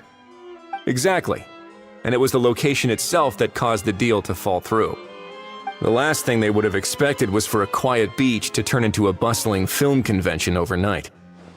Not only is the area now packed with tourists, but the Spina di Rosula have a presence there. I'll bet that both parties were completely caught off guard. That sounds like a plausible theory, but how do we verify it? Looks like your people better start rolling up their sleeves. How so? Easy.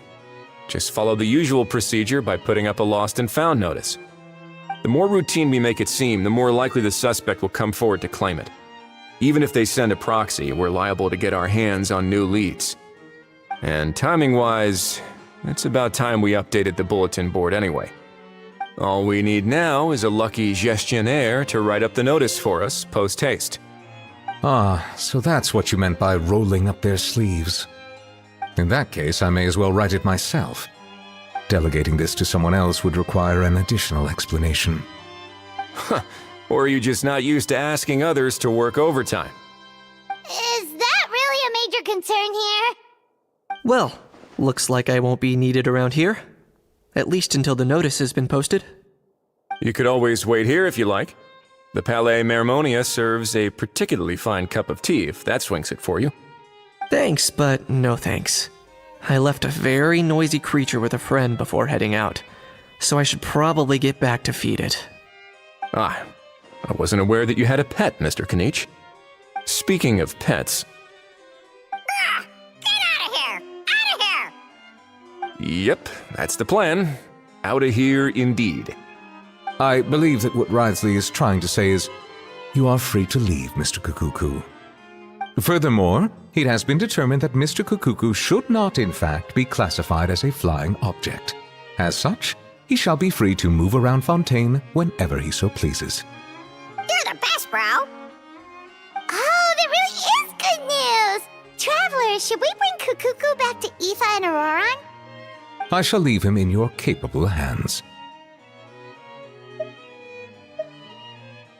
Indeed.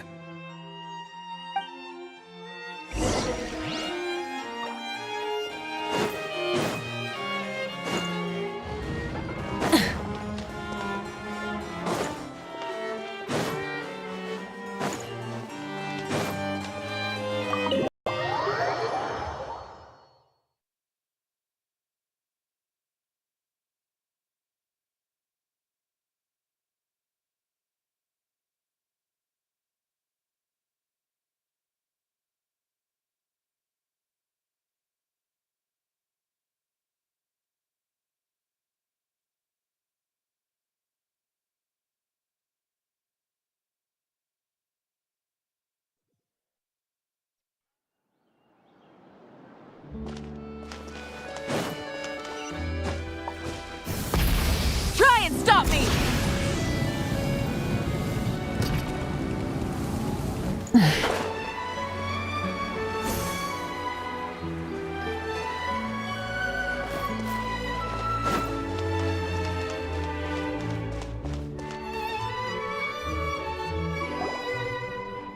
How? What? What now? Let's shake hands. Fine by me. Get ready for a knuckle sandwich! Ugh!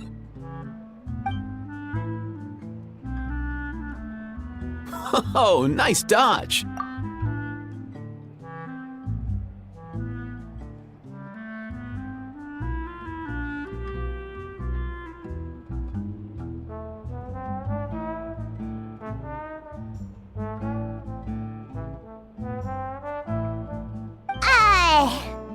Paimon feels strangely inclined to keep a safe distance. Did you miss me, bro? Cuckoo, you're free! Ugh, not you again. Nope, didn't miss you in the slightest. Hey, Gramps. And hey, Paimon and Kanich. It's good to see you all. Thanks for bringing Kukuku back. Get it away! Get it away from me! Nice to meet you, bro. Who are you calling bro? Say that again to my face! I dare you. If you've got the energy to argue this much, you're clearly not hungry yet. Let's go find something to eat while a How lives his best life. Poor How. He spent all day being tormented by Auroran, only to discover that the suffering's just begun. Aoife, as a Saurian vet, how can you just sit back and watch our little dragon bro suffer? Huh? How am I the bad guy? Even hear yourself? Ah! Doesn't anyone want to hear how Kukuku got out of jail?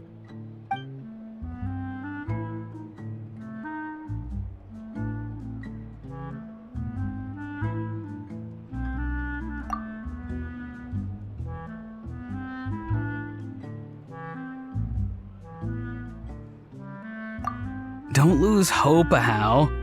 By the same standard, you have freedom of movement now, too. You're still in the game? Same standard? I will not be held to the same standard as that thing! That's right. You won't. As far as I understand, the Palais Mermonia will want to assess your case on its own merits before they grant you freedom of movement.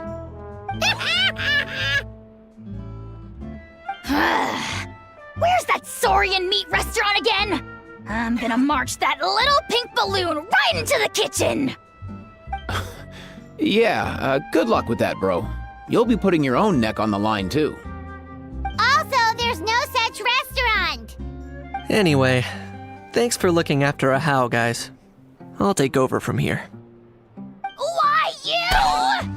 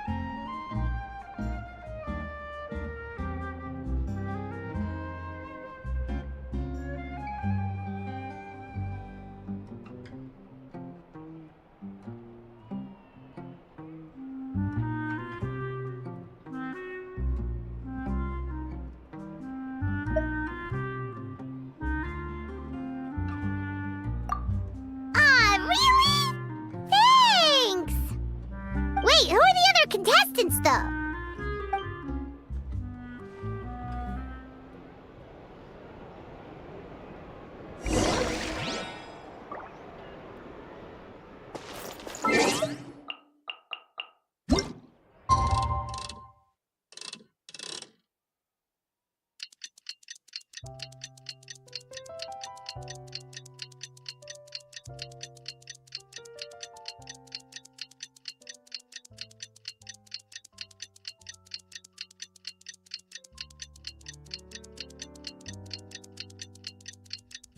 The lost and found notice is up! Maybe we should go hang around the Palais Mermonia to see if anyone shows up to claim it.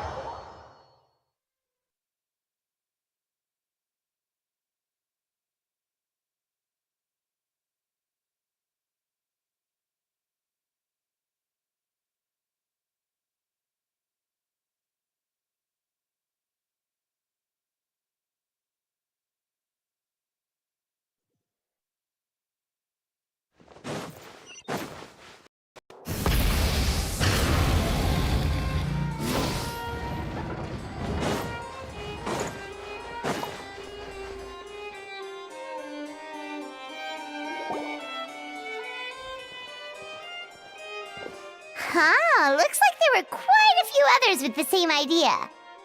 Ah, hello, you two. Have there been any developments?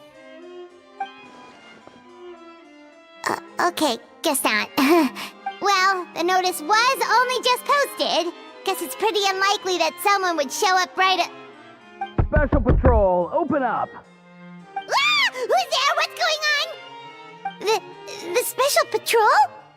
I don't think that's who this is.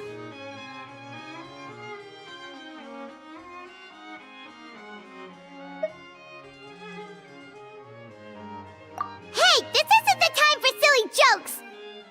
Let's go check it out.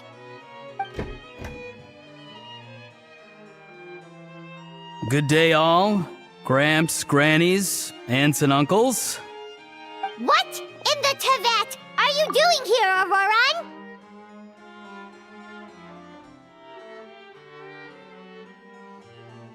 Oh, he must be the one you mentioned. Kukuku's owner? One of his owners. Kind of. But, bro, what are you doing here? I'm here to claim a lost item.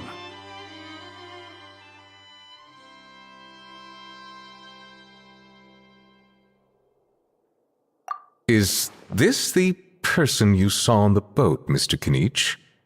Somehow I highly doubt that. For starters, he just addressed us as Gramps and Grannies. And unless this is the youngest looking middle-aged man in the world, I don't think he's our guy.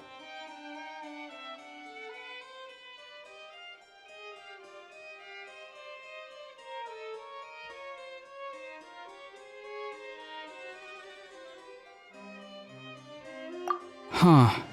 Was there something wrong with my door-knocking etiquette?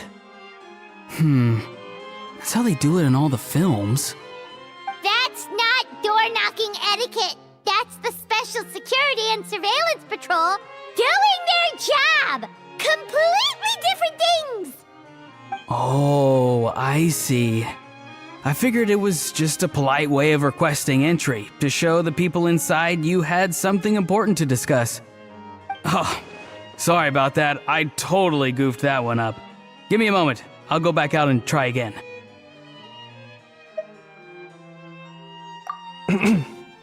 So, Roran, you said you were here to claim a lost item.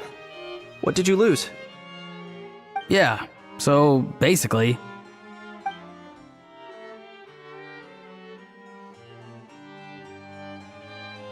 For real now? Oh, come on, bro.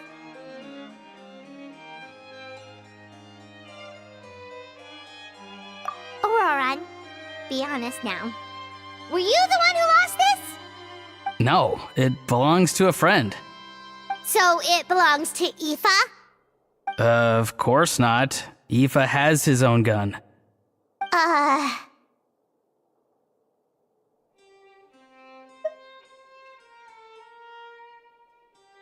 All right then. I knew this wouldn't go well.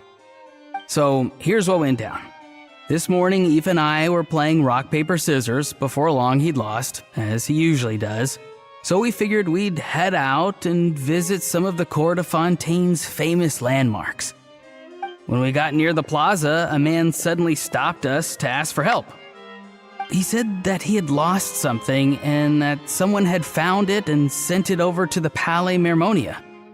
But apparently he used to work here and was worried it'd be awkward bumping into his old coworkers, so he asked us to pretend to be the owners and claim it on his behalf. You didn't manage to keep that pretense up for long. It's fine. I'm not the one who feels awkward anyway. So, a former employee of the Palais Mermonia. Was this individual a Fontaine native? Yes, at least I assume so.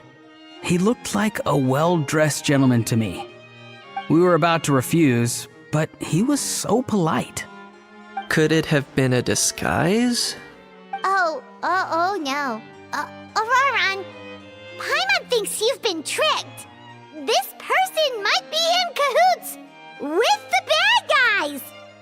Oh, maybe he already took off and escaped as soon as your mission went pear-shaped. No way. I'm not that dumb. Huh? He's not going anywhere. Aoife and Kakuku are keeping an eye on him over at the plaza. Keeping an eye on him. I like the sound of that. In that case, let's hurry over to where Aoife is. Time to catch that con man and find out what's really going on here. Wait a minute, I have a question first. Traveler, Paimon, you're pretty famous in Natlan, right? Oh, we're basically household names. But why do you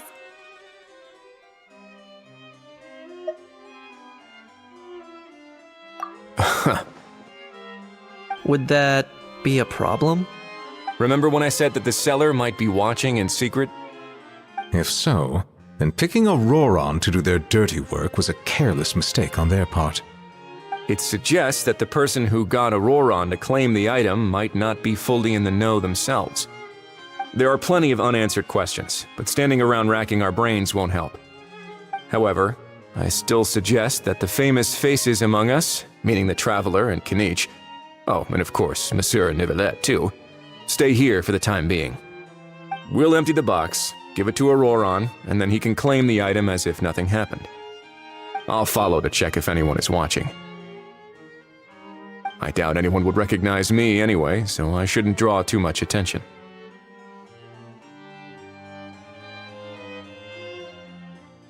I think this plan is worth a try. I shall leave it to the pair of you. So, I have to go undercover again, right? Well, not exactly undercover. Just drop the special patrol persona and be yourself instead. Roger that. Over and out.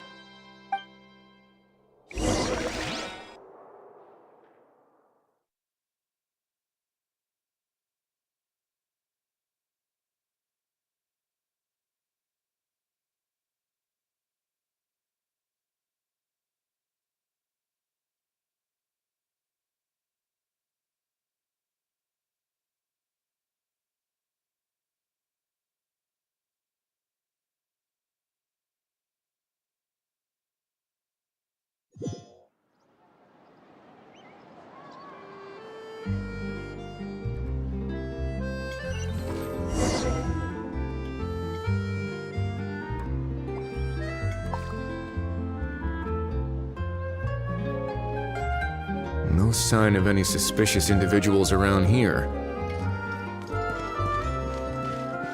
Auroron has entered the elevator.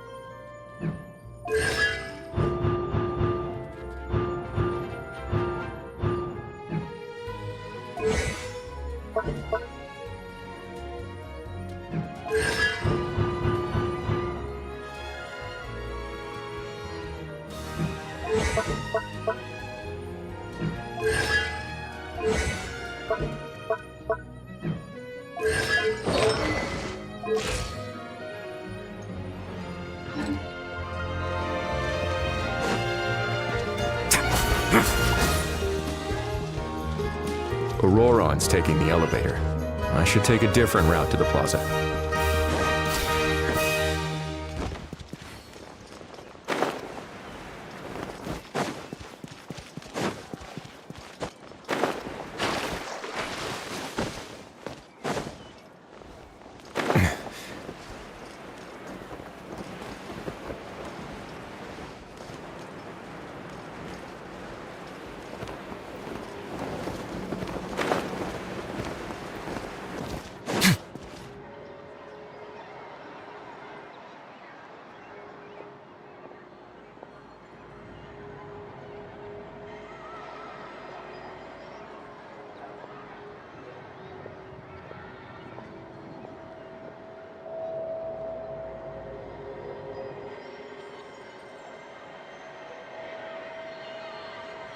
Nothing suspicious going on here, either.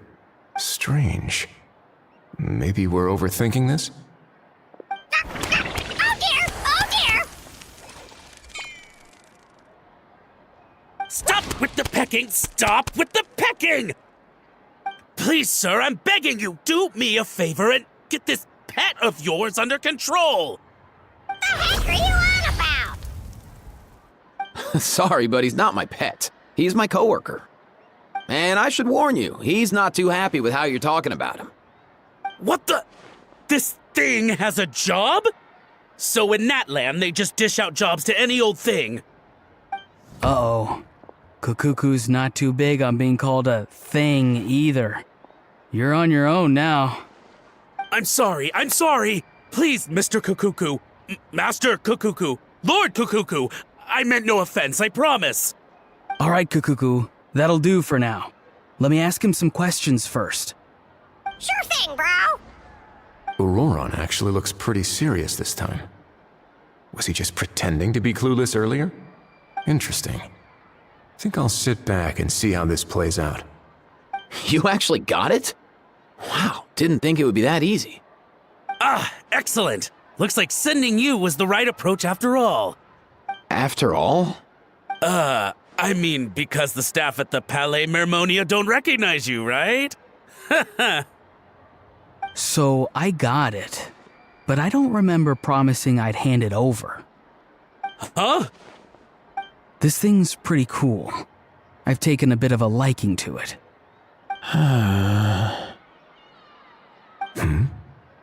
Please don't do this, my good sir, my master, my lord.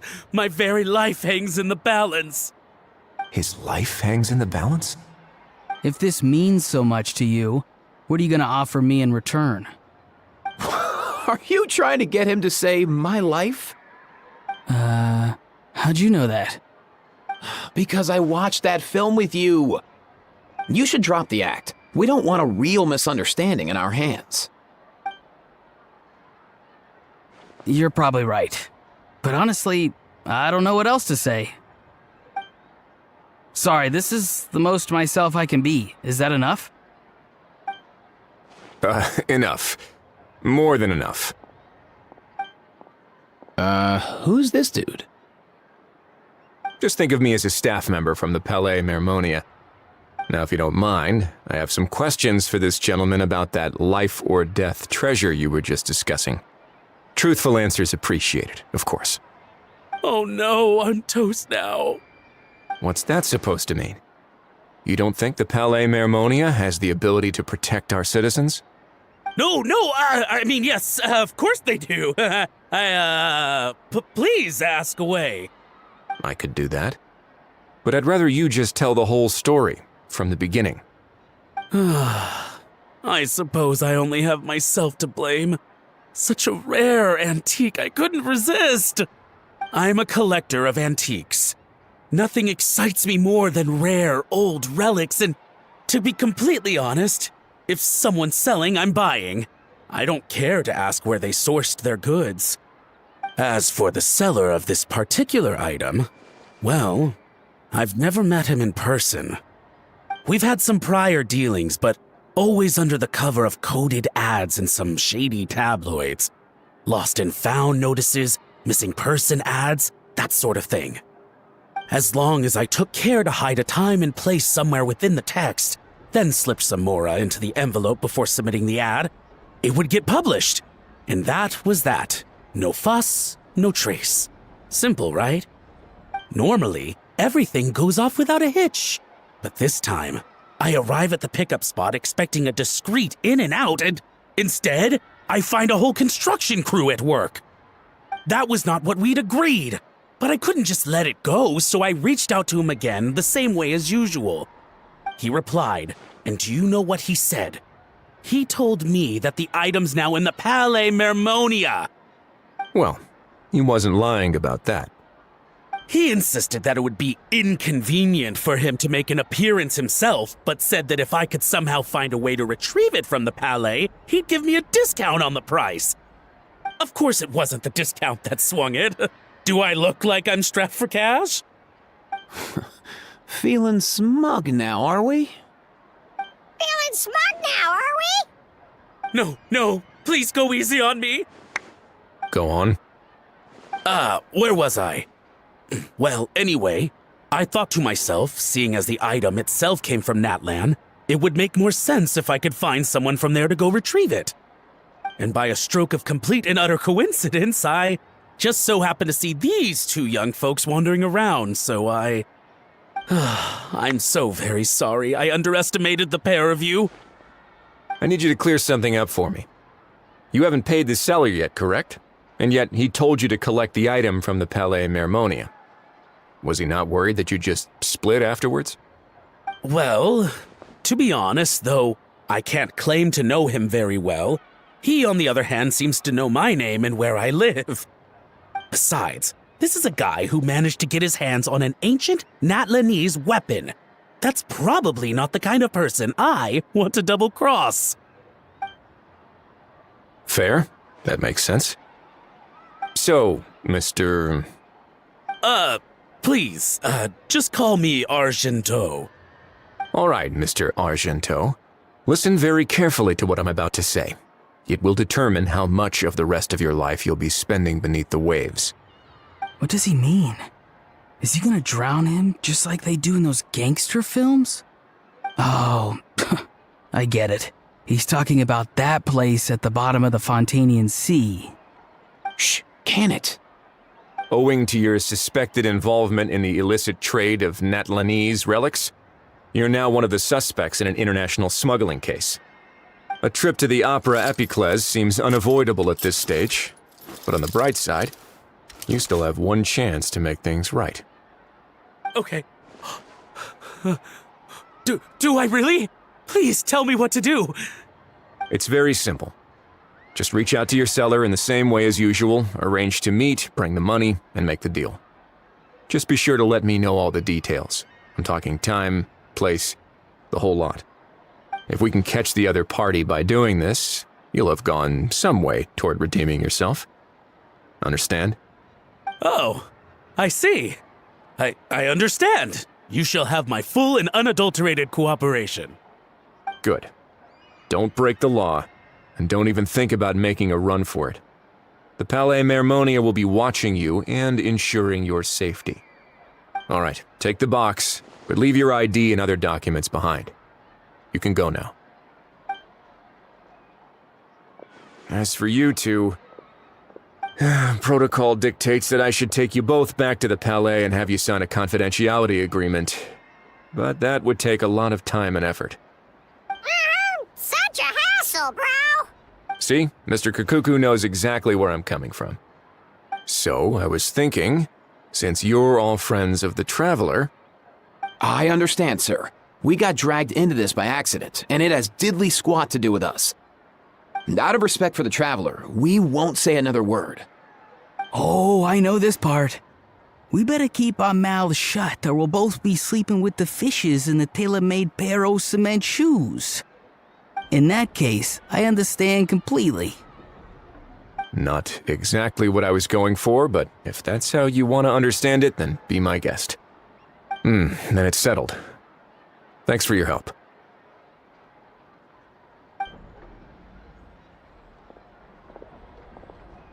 Boy, am I glad that's over. That's enough work for one day. Time to head back.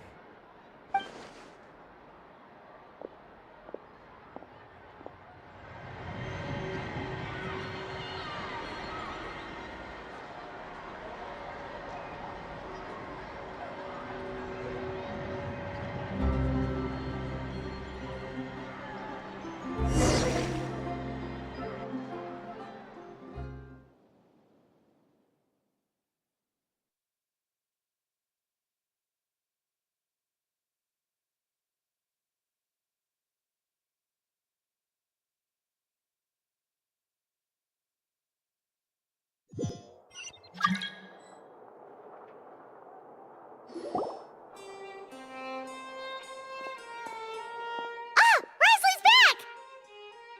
Judging by your expression, it must be good news, huh?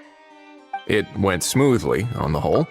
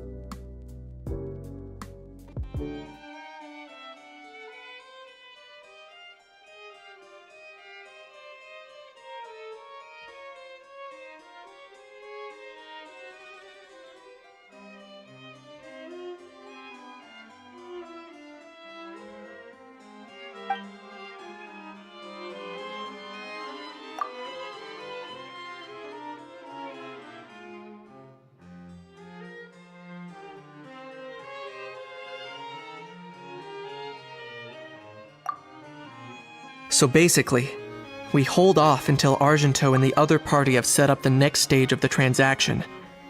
Then we plan our next move. Patience will be key. I get that. It's like hunting. I'm just not sure the other party will take the bait so easily. Well, if he didn't need the money, or if he valued self-preservation over making a profit, he could have walked away as soon as the contraband was brought to the Palais Mermonia.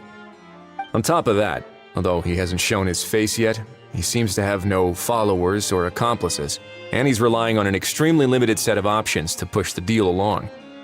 So, if you ask me, he seems like someone who cares a lot about his image and has a somewhat high opinion of himself, but lacks any real ability. I almost get the feeling that if he misses out on this opportunity, he won't have any other way of making money. His every move is like a spin of the roulette wheel, hoping that the ball will land exactly where he wants it to. Or, I don't know. Maybe he'll cut his losses and vanish into thin air, and our efforts will have been in vain. At least Natlan will get the stolen relic back, so it won't have been for nothing. In that case, let's hope his arrogance stays in play. Everyone, I have just briefed the Marechaussee Phantom on the situation. As soon as there are any further developments, we will act without delay. When that time comes, we will be relying on your help. We'll be waiting for the good news!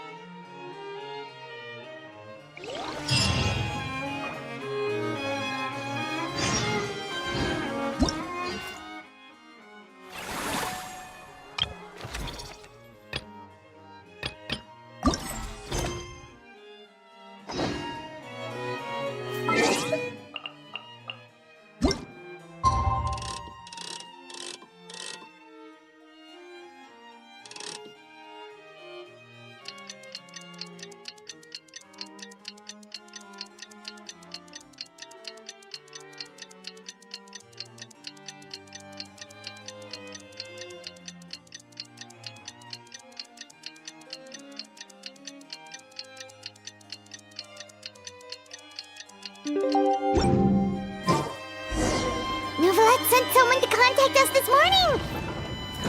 That must mean there's been some progress! No time to waste! Let's head out!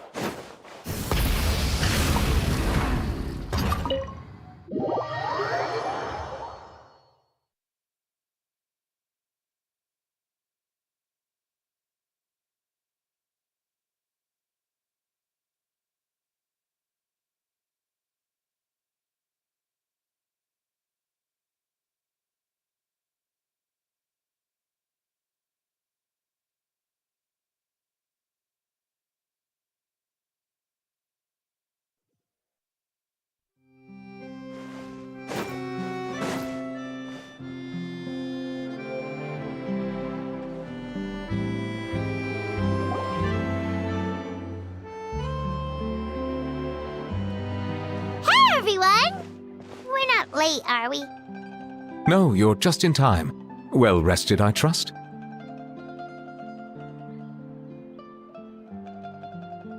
A great way to stay energetic, certainly. We received word from Mr. Argento yesterday, confirming the time and location of the transaction. It'll take place this afternoon, and it turns out it'll be somewhere we all know pretty well, too. The Film Fantasyland restaurant. Oh, really? Huh. He sure does like that place. Seems like you share our concerns, Traveler. Indeed. Capturing someone in a crowded event venue will be much more challenging than in an open area. The criminal might try to blend in with the crowd, or even escape by taking hostages. In light of this, we've had to make additional preparations. As soon as we received the news yesterday, we began coordinating with the Marechaussee Phantom and the Special Security and Surveillance Patrol. We'll be deploying lots of undercover agents on site. If things go south, the safety of the civilians will be our top priority. Of course, fingers crossed, everything will go without a hitch. I noticed a bunch of familiar faces from the previous case, like Captain Chevreuse of the Special Patrol, so I'm feeling optimistic. We'll trust your instincts then. Oh, yeah, and by the way, we've also been in communication with Miss Lapine Pauline and Miss Navia. The Spina di Rosula will provide support within a controlled scope, so there's no need to worry. The only potential issue is with Miss Escoffier.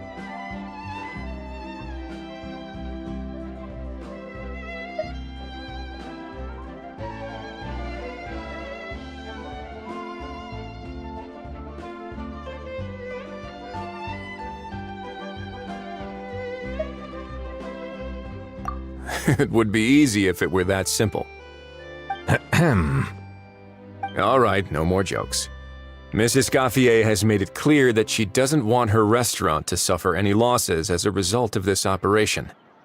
But, well, I have a feeling things might not go quite as smoothly as she hopes. To be honest, we shouldn't have dragged you into this in the first place, and it's caused you quite enough trouble already. The Fontainian authorities should be able to handle the rest from here. But still, I'm guessing you'd like to see how it all turns out. Well then, feel free to head down to the scene, but just stay alert and play it by ear. You won't necessarily have to do anything. Unless things go pear-shaped, of course. I'll do my best to ensure that things don't escalate to that point.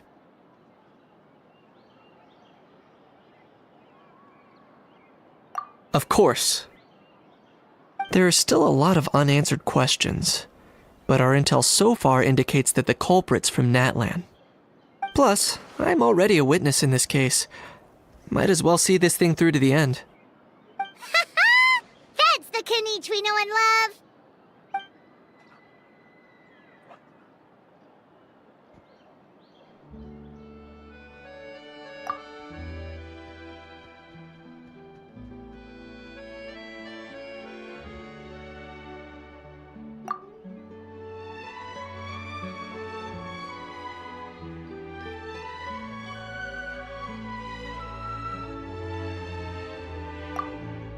Well, that's enough of the small talk.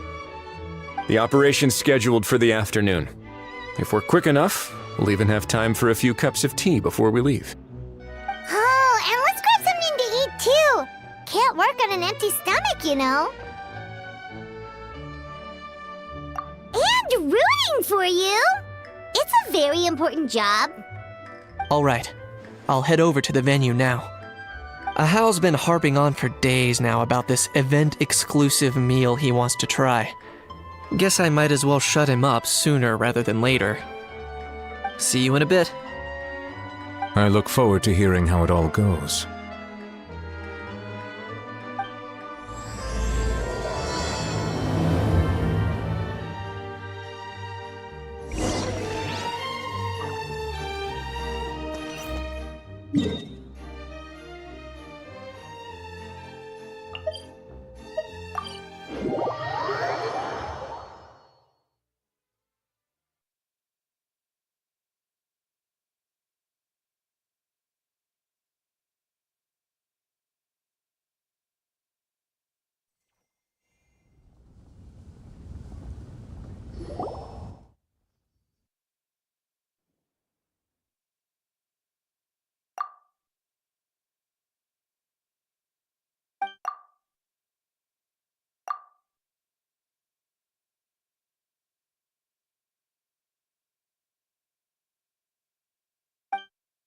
Traveler,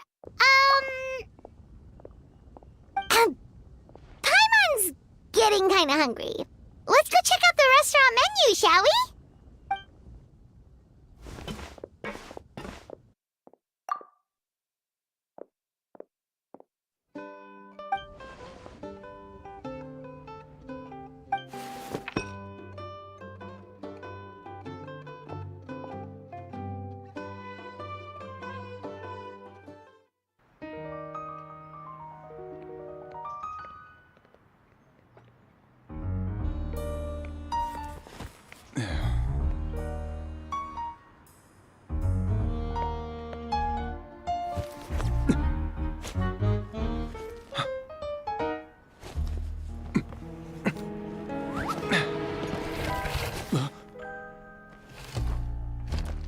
Your friend thought you might be thirsty.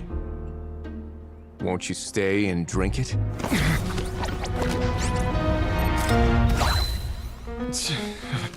I tend to steer clear of drinks left out in the open.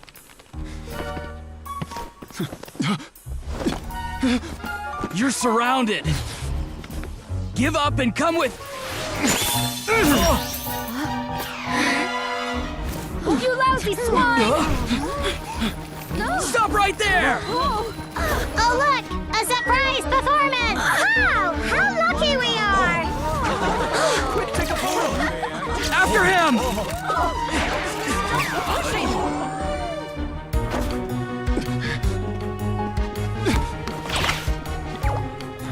Sorry, my guy. Unlicensed and illegally docked, this boat's not going anywhere.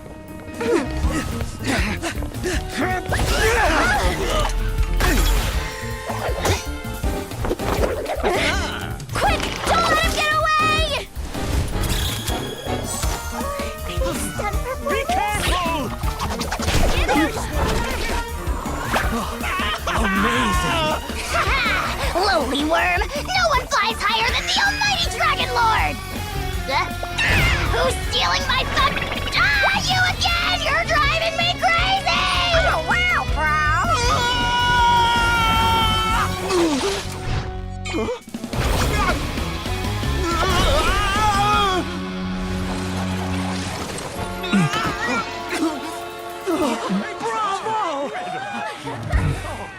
All right, that's a wrap.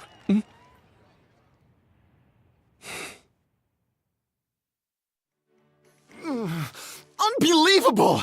You can't just drag someone around like that! Such blatant disregard for human life! I'm gonna sue the living daylights out of you!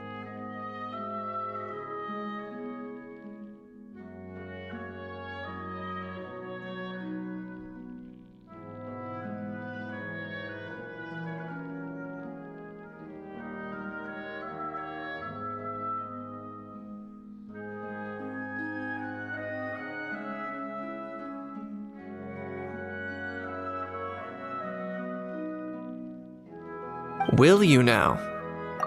I think I did you a favor by pulling you away from your audience. Saved you some face at the very least. As for whether you were facing up or down along the way, well, that was your decision, wasn't it? Why, you...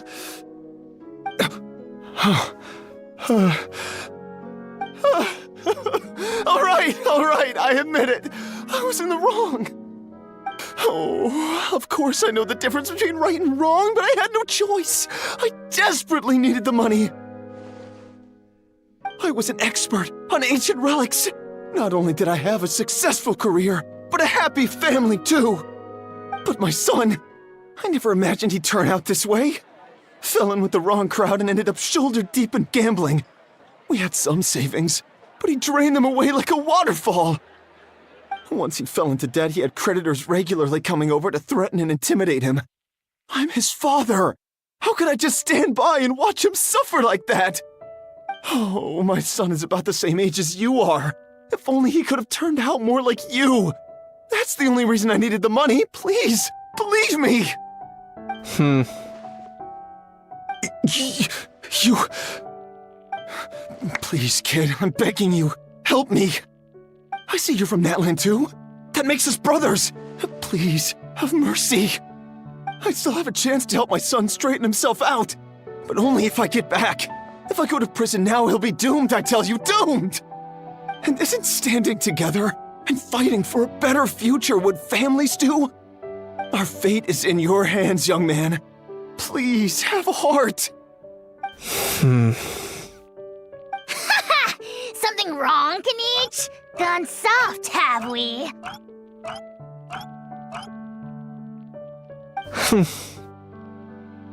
I don't believe a word you say. Wriothesley had you just about figured out. You're a gambler. Pure and simple. A gambler? Me? Nonsense! I told you, it's my son! First of all, are you really from Natlan? You've been keeping tabs on the gun's whereabouts this whole time. You should have recognized at least one familiar face by now. On top of that, the way you threatened to sue me? Spoken like a true Fontanian, if you ask me. Huh? What kind of logic is that? I can explain. I actually grew up in... I don't want to hear another word. Ahau, here's your chance. Shut someone else up for once. The moment I've been waiting for. Eat this, scumbag!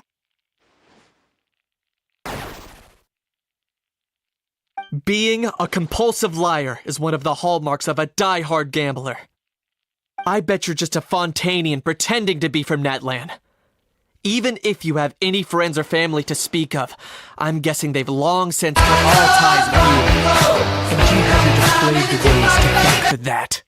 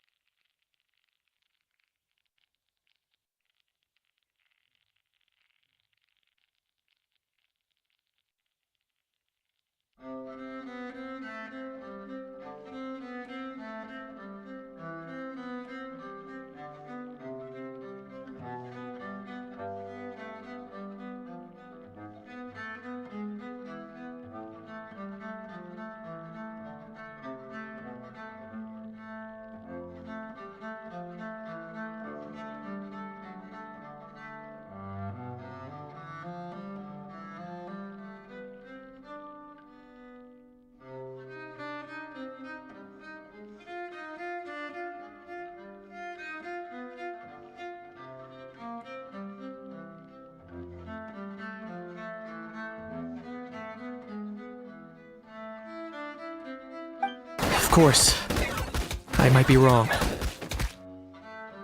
But does that matter? I'm just here to arrest you. If you're looking for an advocate or a shoulder to cry on, you're out of luck. Besides, prying the truth out of you is exactly what your beloved courts are for. Isn't that right?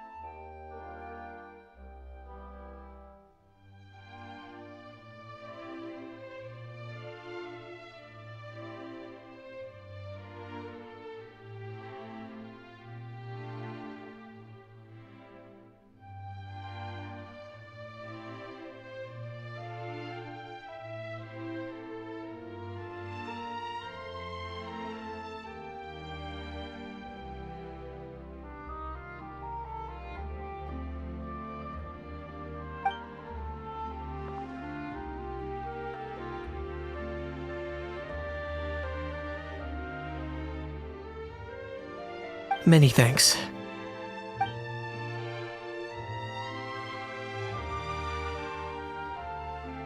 And me? What about me? So rude. You should be bowing down in gratitude to the almighty Dragon Lord.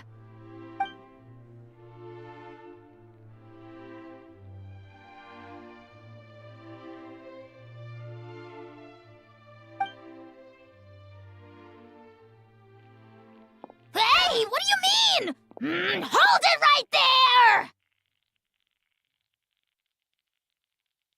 Don't worry. I'm fine. I wasn't the one who just got dragged all the way here.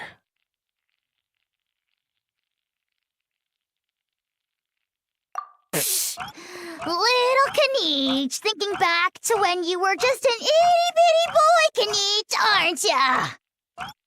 Aw, don't start crying like a little baby! I am the almighty Dragon Lord! No servant of mine will be seen acting so weak and pathetic in public! What are you on about?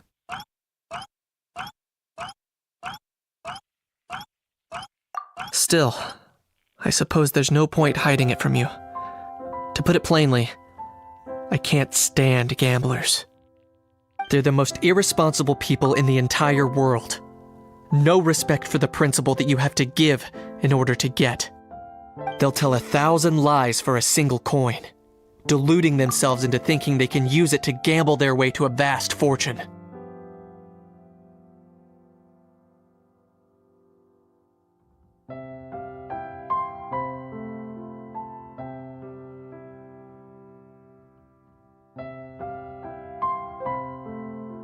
But we all know that even when it looks like you're getting something for free, there's always an unseen cost. In the past, I also ended up paying a price for my father's gambling losses. I don't want anyone else to end up in a similar situation if I can help it. Don't feel sorry for me. I certainly don't feel sorry for myself. They say that people are shaped by their past, and since I've made it this far, I must have done a lot of things right. We should never punish ourselves for the mistakes of others. Instead, I choose to remember the moments that helped me grow. Like when I first learned to use a grappling hook. Or the very first time I yearned for knowledge.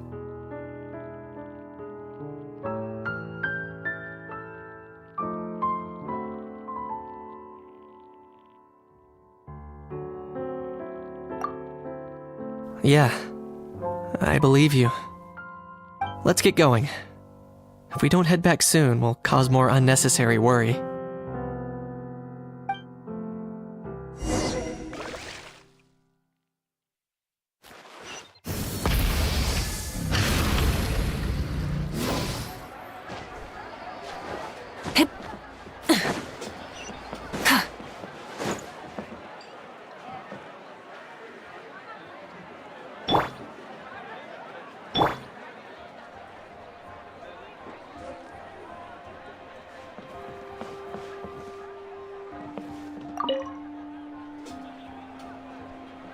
Yay! Traveler Kaniech, you're back! We just saw Chevro's taking the criminal away! She looked pretty pleased with herself.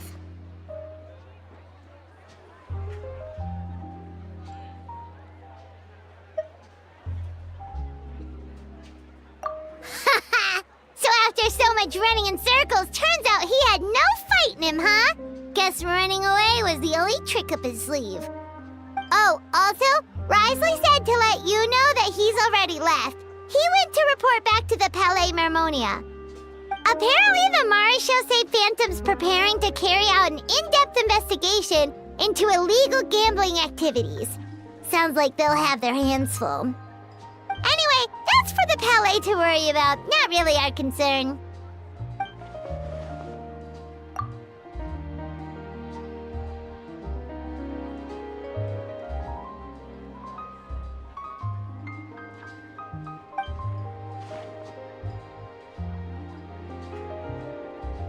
Hey, it's not like you to give up so easily, Charlotte.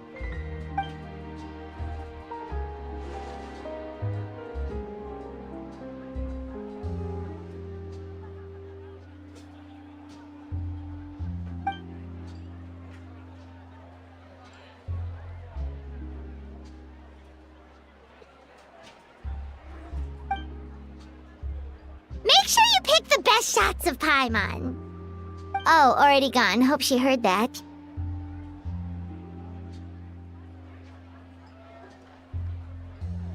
Yeah, you're right. But what took you all so long to get here? Did something happen?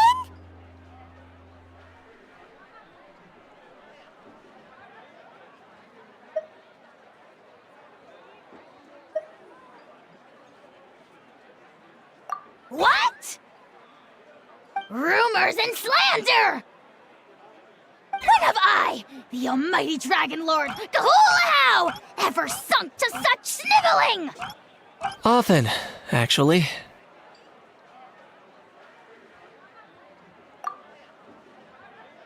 To be honest, I haven't decided yet. At the moment, I've got nothing urgent to get back for. And, in any case, the court might need me to testify again.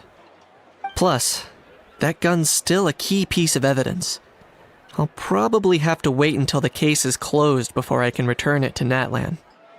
So, I guess I'll be sticking around to enjoy the beach a little longer.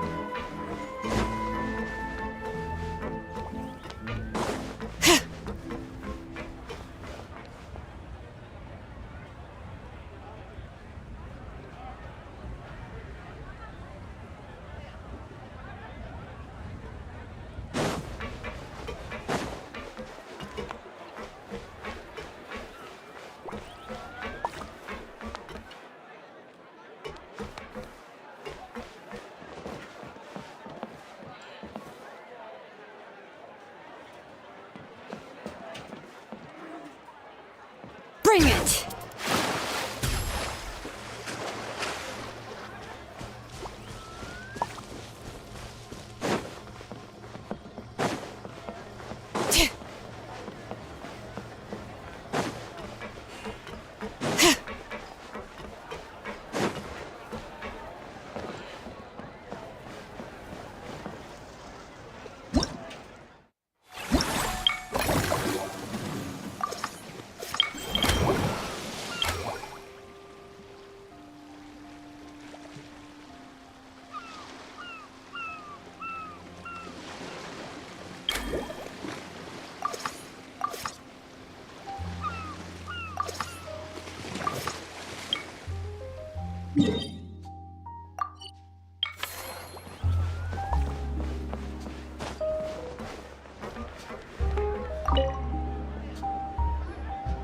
Whoa, is that our hero, the Traveler? And Paimon, too! Oh, I guess I shouldn't be too surprised. Mrs. Coiffier already told me you were the big boss here. But when I saw you just now, I forgot myself for a moment.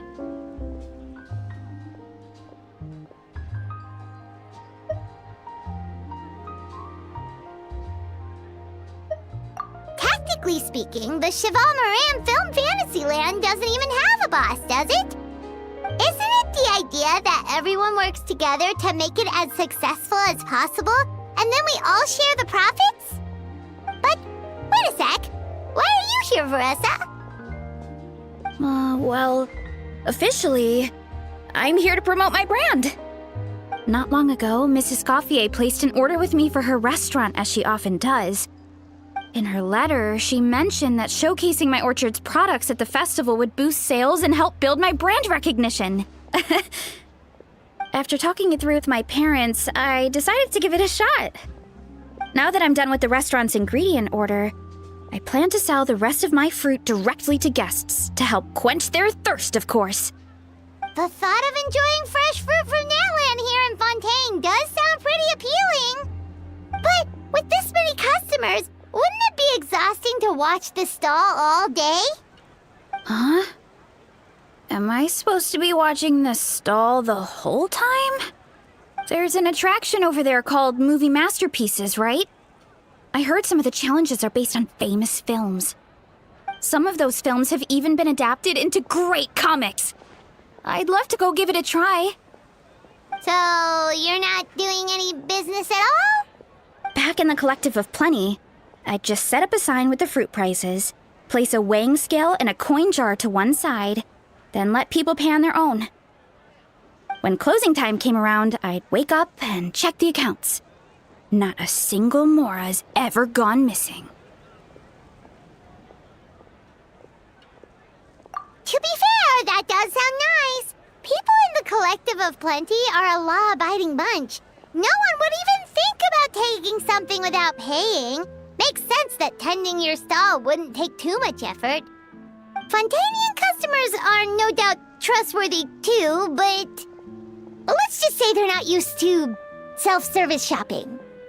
Plus, if you just leave the stall unattended as a Natlanese merchant, people here might think you're gone for good. In that case, I'd better start acting the part. But I'll need to buy some things in the city before I officially open for business. I promised to bring back some Fontanian clockwork mecha for Kochi-san. Oh, and I also wanted to try a few rounds of movie masterpieces. After that, I should be able to focus on my business without getting distracted.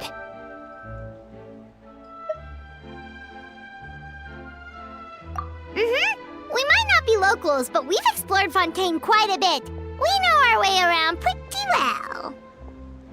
In that case, give me a moment to get some extra fruit, a price list, and my coin jar set up. I get to go shopping with the Traveler! Nice.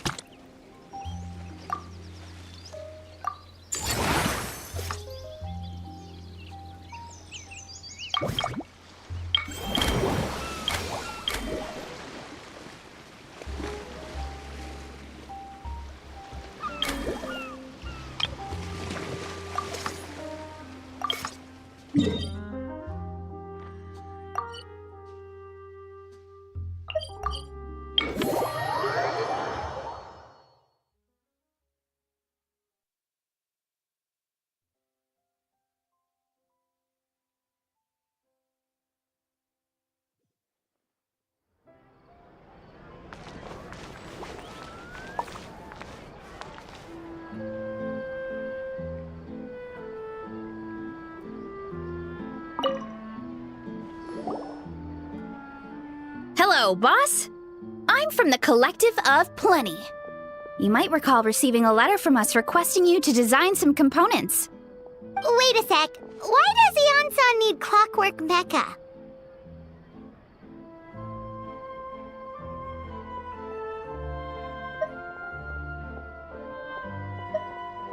Nothing like that. Our coach just wants to fine-tune her gym equipment so people can target different muscle groups more easily. She mentioned something about a rowing machine to focus on back muscles, as well as a pec deck and a leg press machine. The parts that connect the ropes and weight plates wear out easily, but they need to be strong. So Coach Ian-san thought she'd give Fontanian Clockwork Mecha a try. It all sounds so technical. When did fitness turn into some kind of complex engineering problem? To be honest, I don't really get all the details either. But if it works out, I'll be sure to train according to her revised method. And if it doesn't, we can always stick to the good old methods. If you're interested, I can show you a few beginner exercises the next time you drop by our tribe. You'll be able to smash the records without even breaking a sweat. I know it.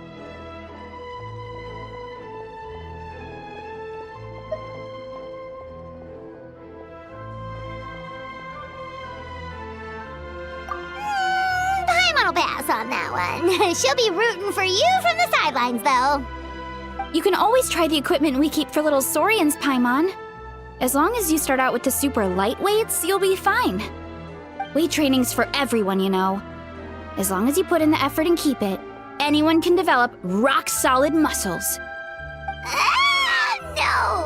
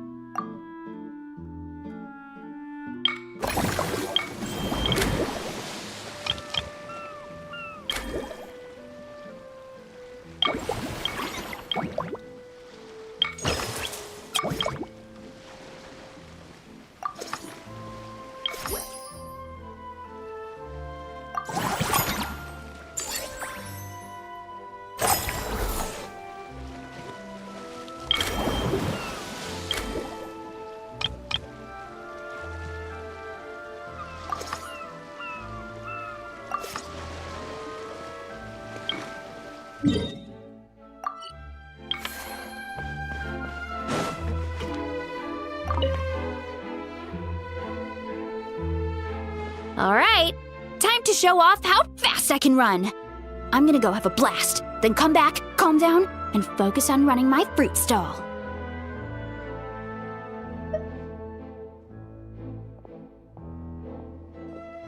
That's right. Last thing you'd want is to get too absorbed in having fun, then suddenly realize you're starving because you haven't eaten anything for hours. Funnily enough, Paimon can think of someone else with a bad habit of getting so into things that they forget to eat.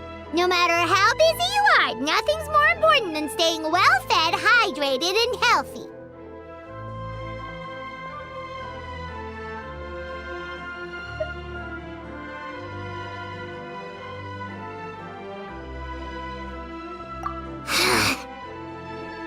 No need to worry about me, guys.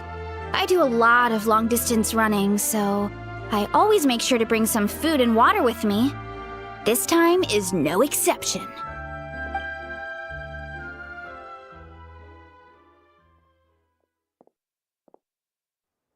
Woohoo!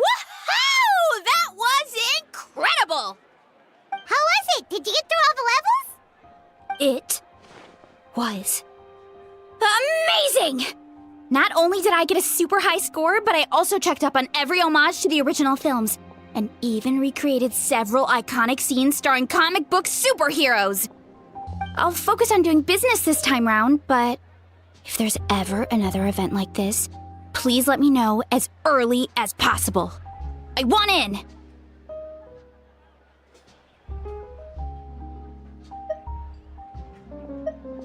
Yep. You know what? We should let you design the levels! I'm sure all the fans will be thrilled! That would be great! Anyway, back to business. time to focus on my fruit stall. I'm gonna make a name for my orchard in Fontaine.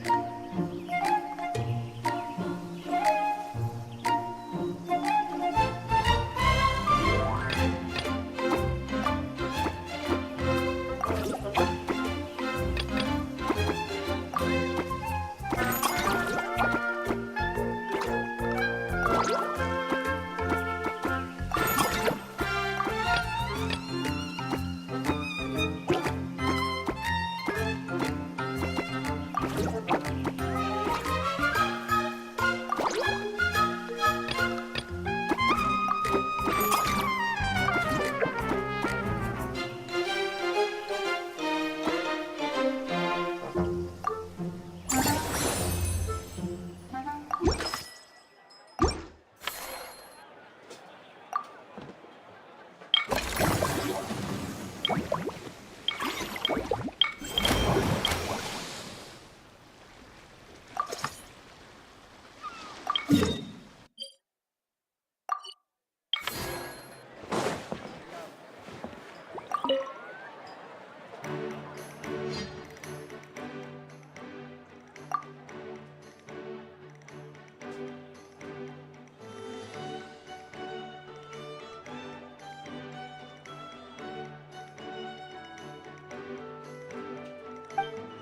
Siegeween! Welcome to the Cheval Moran Film Fantasyland!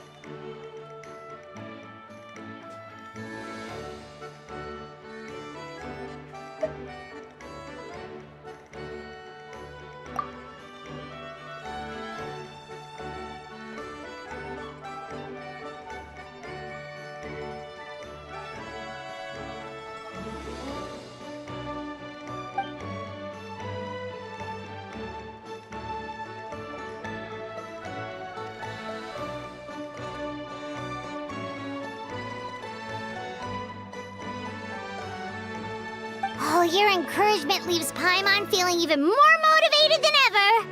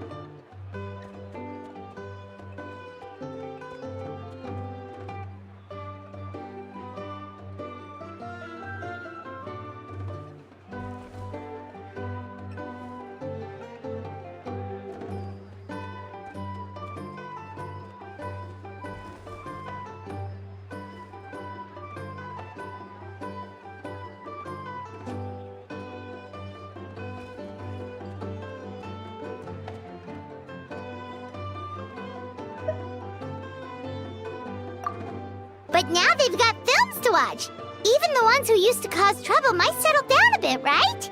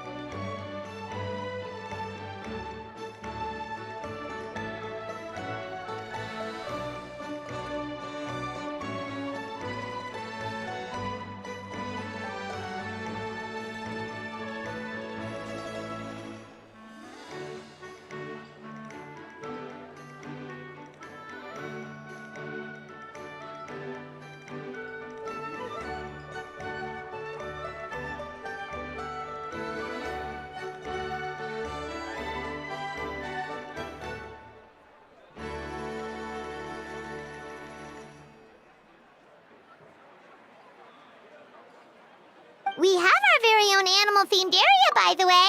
We call it Mellow Manor. Customers are calling it the most relaxing place in the park.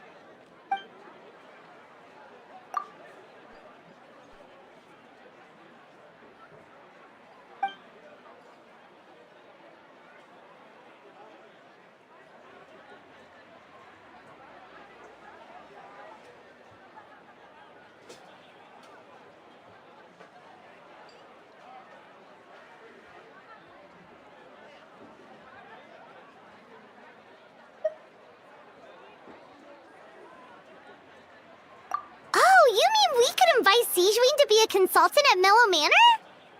Now that you mention it, that sounds like a great idea! Siegeween's great at caring for people, and she's so warm and gentle. Looking after animals should be a piece of cake! Yeah, like someone who gives advice and tells the park staff how to do their jobs better. The workload won't be too heavy, but it's important work. Besides, you'll mostly be playing with the animals.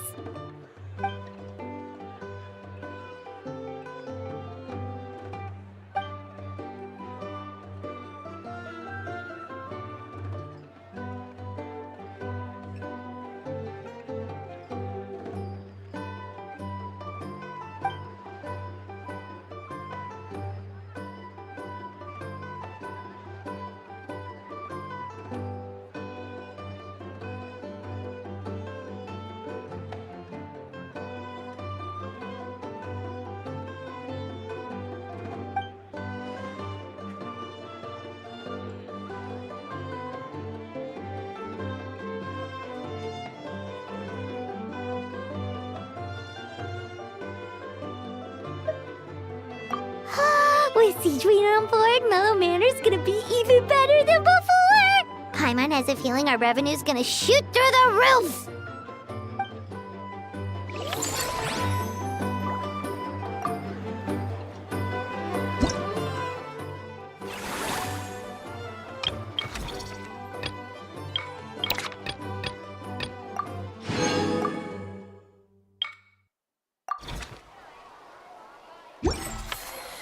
How many forging commissions do I still have to finish? Let's see. 1, 2...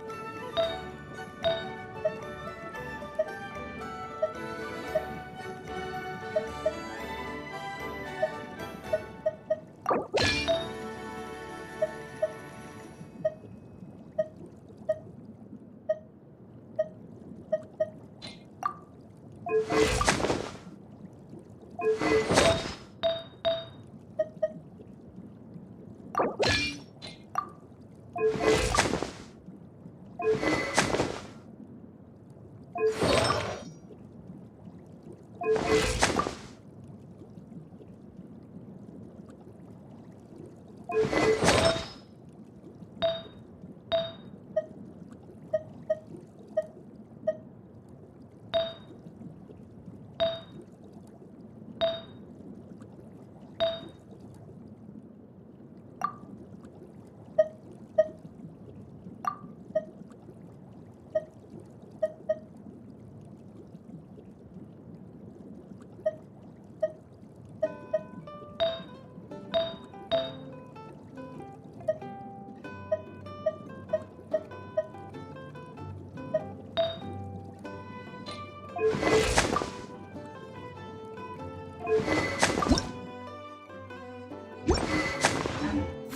many as I thought. I'll get to them tomorrow.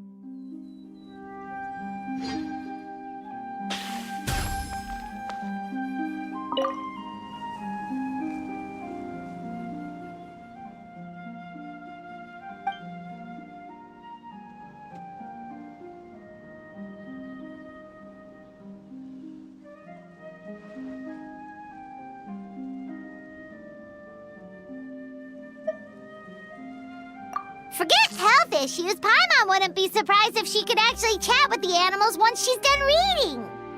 Oh, wait, head nurse, please don't go. Phew, boy, am I glad I caught up with you. One of the inmates has become obsessed with those magical mouse munchies from the animated films you've been showing them, and tried making some himself with 3 days' worth of welfare meals.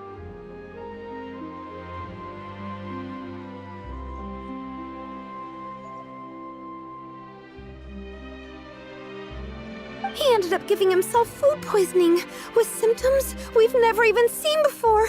Please, we need your help.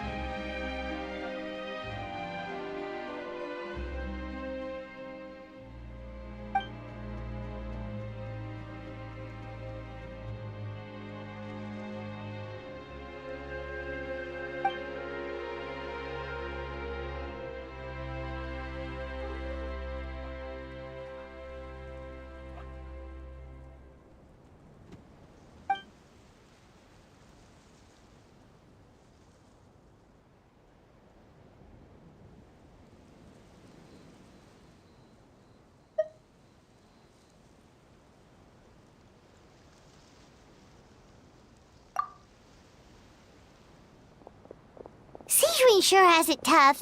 Not only does she have to worry about taking care of her patients, she also has to clean up after those troublemakers. Why don't we prepare something tasty for her? It might help lift her spirits.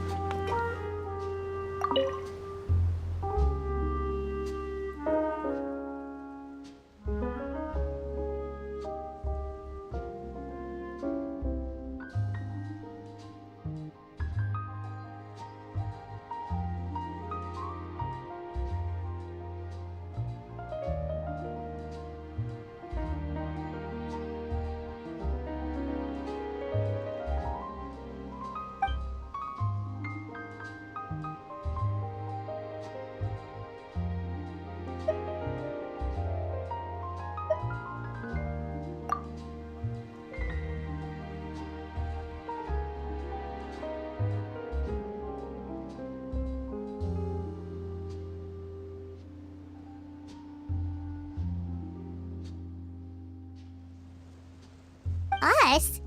Wait, but Paimon hasn't seen Lenny anywhere!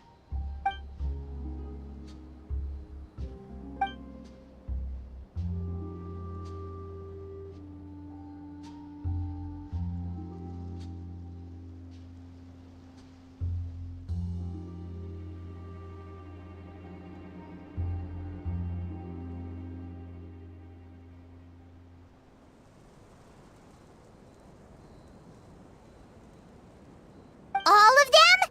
That's some serious dedication right there.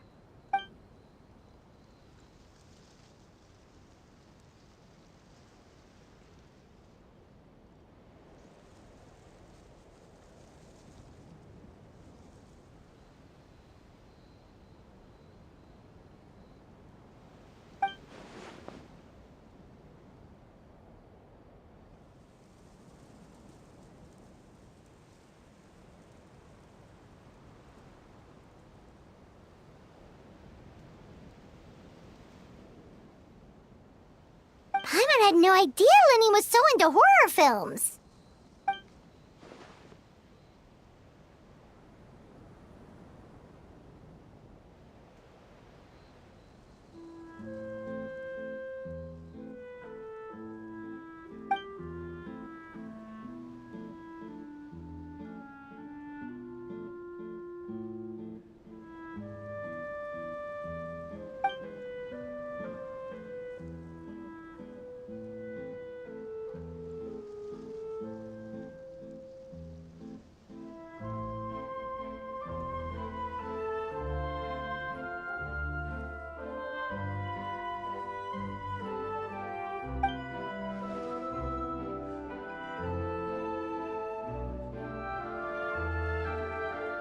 Well, that's a side of Lenny we've never seen before.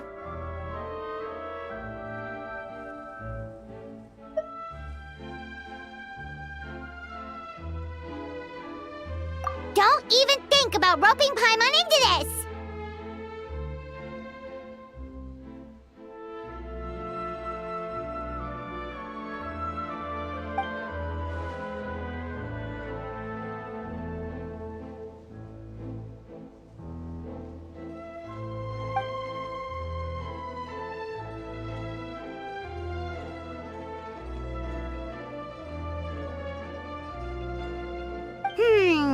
Sounds like eclectic escapades would be more to your liking then. Want to give it a try?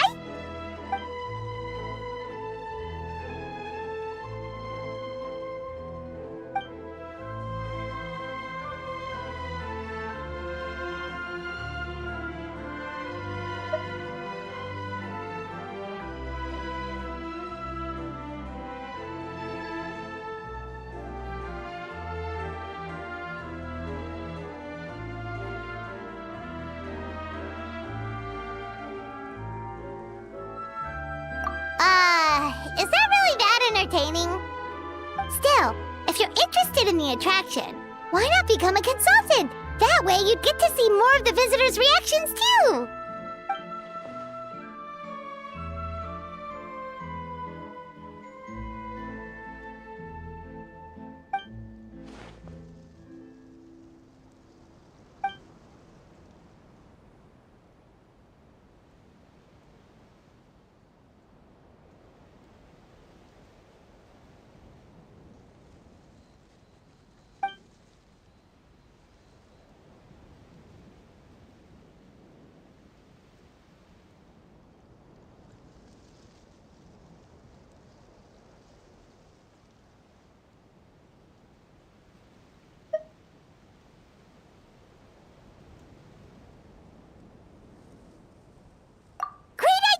If we can get Lenny on board, the Cheval Moran Film Fantasyland will be even more popular than it already is!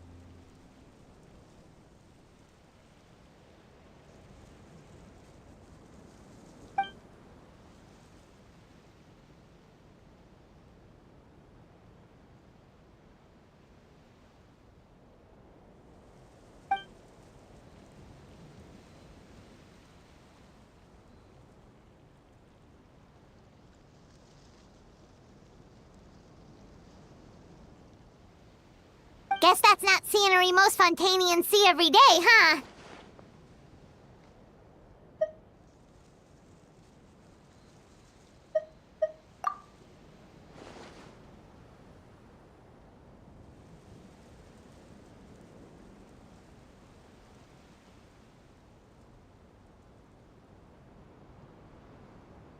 Wait, aren't fight scenes supposed to be as realistic as possible? Surely the more punches that land, the better.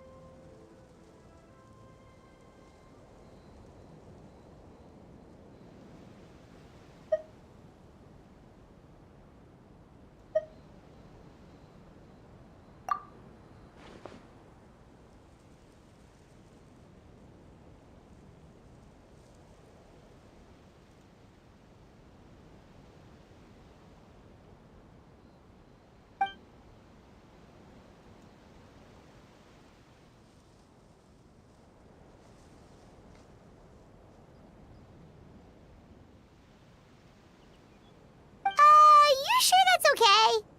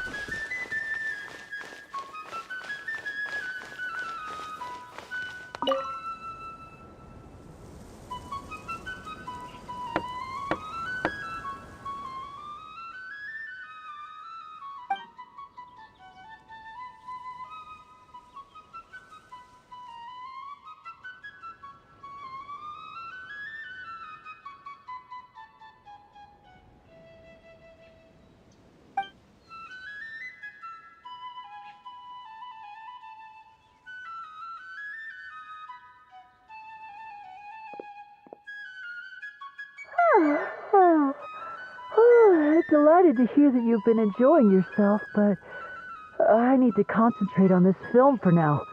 Those animal assistants will have to wait.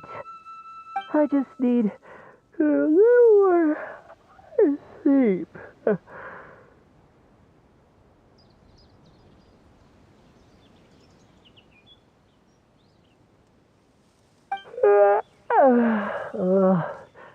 Every time I close my eyes, I keep thinking of new tricks. Oh, so tired. Can't sleep, but can't get up either.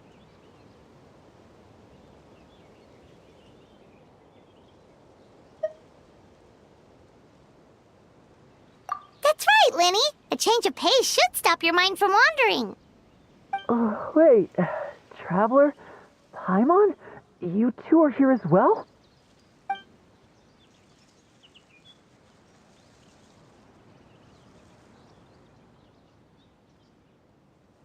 In that case, count me in. Not just for my own sake, of course, but to support my friends. Just give me a moment to freshen up.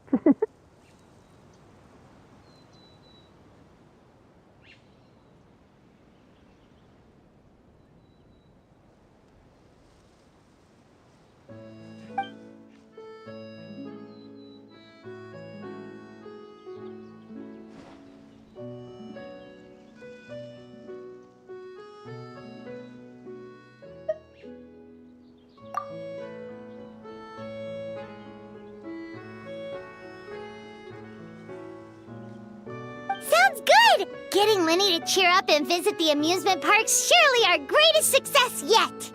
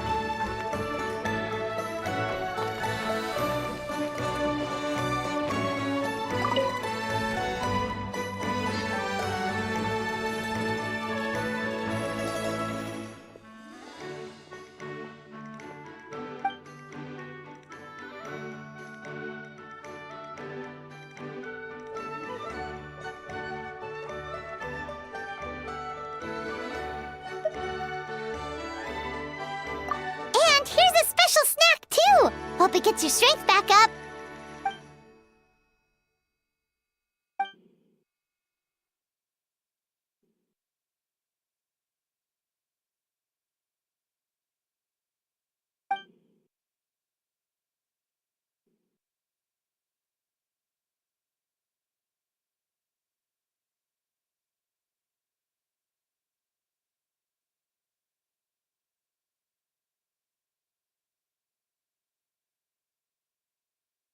Is it because they aren't paying any attention when they're watching?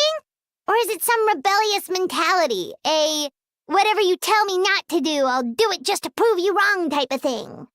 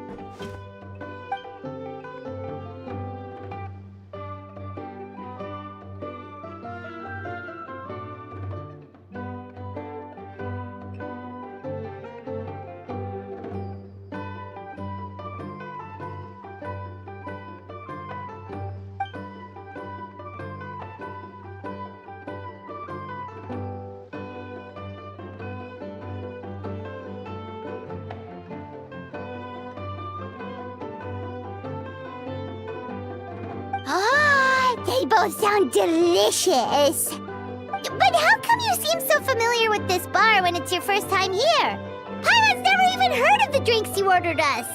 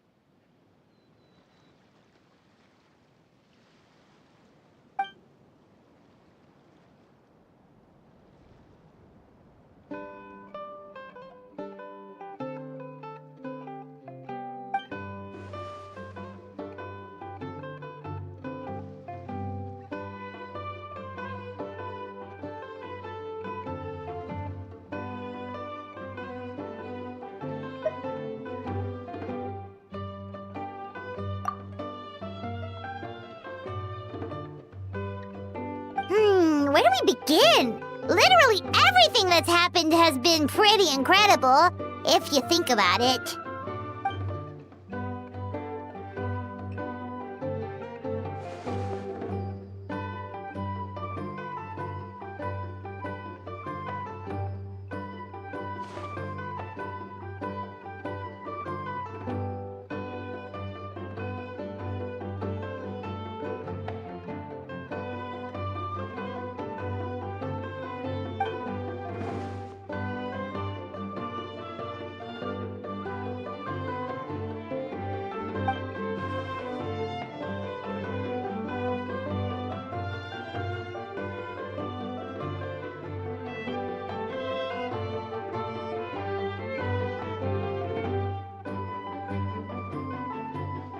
Huh? So we could become mercs too?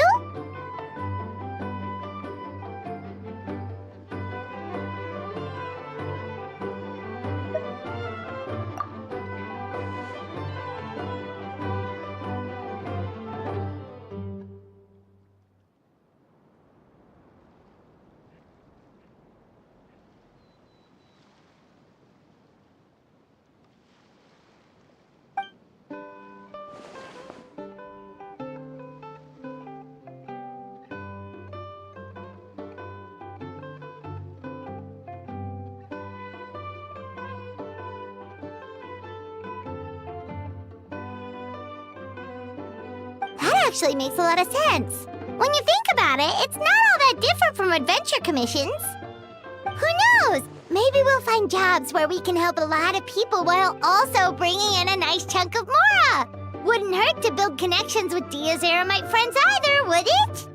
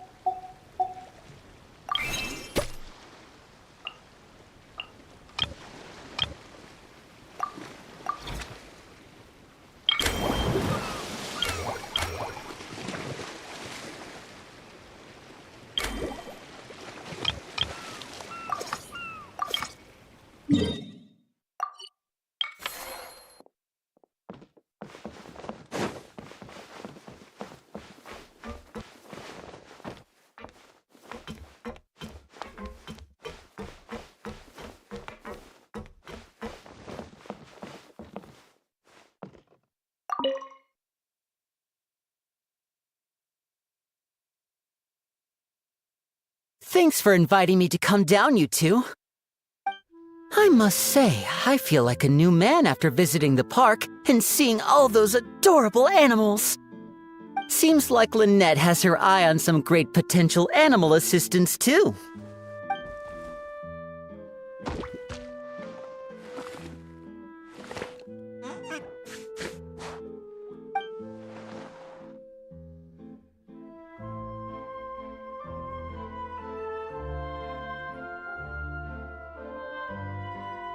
Oh, and did you see those weird mushrooms? Can we take home a few of those as well? That might not be possible. These fungi have been specially trained, you know? They're like the stunt actors of the elemental world.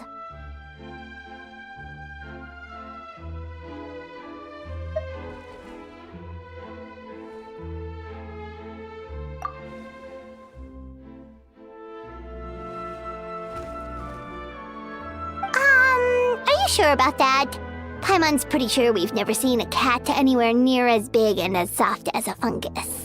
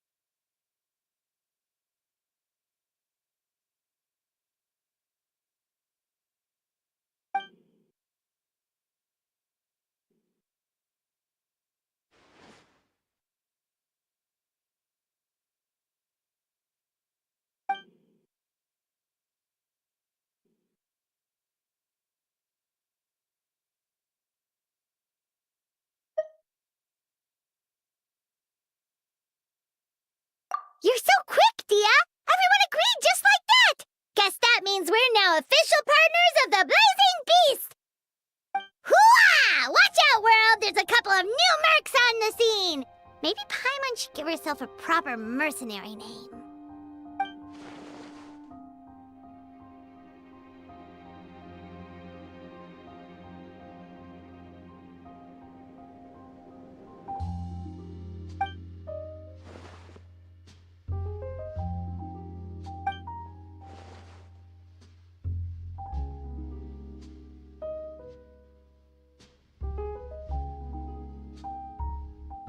It's a deal!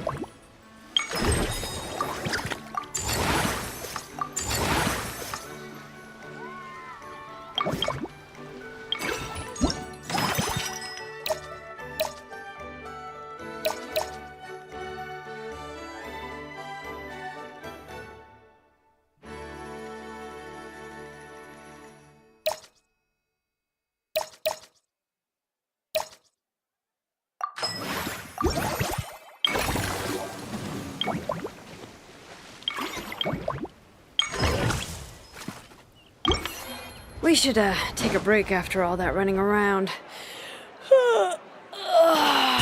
Yeah, let's rest here for a bit.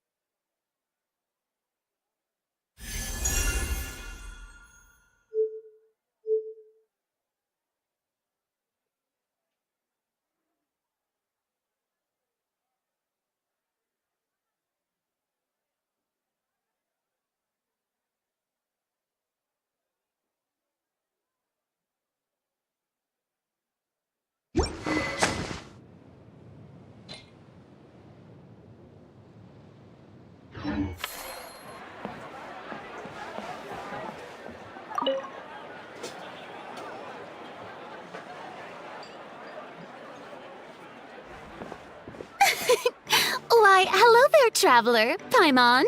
I sensed your enthusiasm from a mile off. You were so bright. I could have taken you for an opera singer in full falsetto.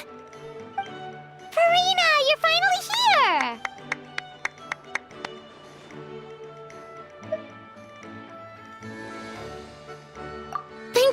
Thank you. I am just as thrilled to be here as you are to have me. More seriously, I'm not the star this time. That's you two, alongside all the creators sharing their passion for film with the world. Honestly, when I was first asked to approve the plans, I thought this would just be a small event. I never imagined that the Cheval Moran Film Fantasyland would expand to this scale so quickly.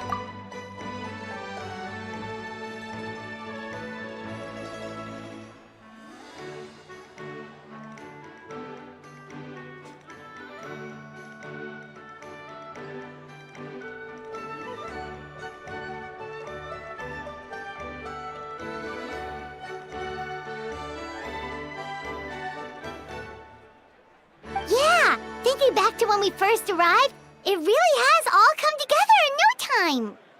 At this rate, who knows? Someday it could become as iconic as the Fontanalia Film Festival itself. And we have the two of you to credit for much of that. I've suggested to several renowned directors that we award you the title Pioneers of the Film Industry. In contrast to the Farina Award, which is more of a public honor, this title is a mark of true recognition from within the industry itself, a reflection of both outstanding achievement and hard work.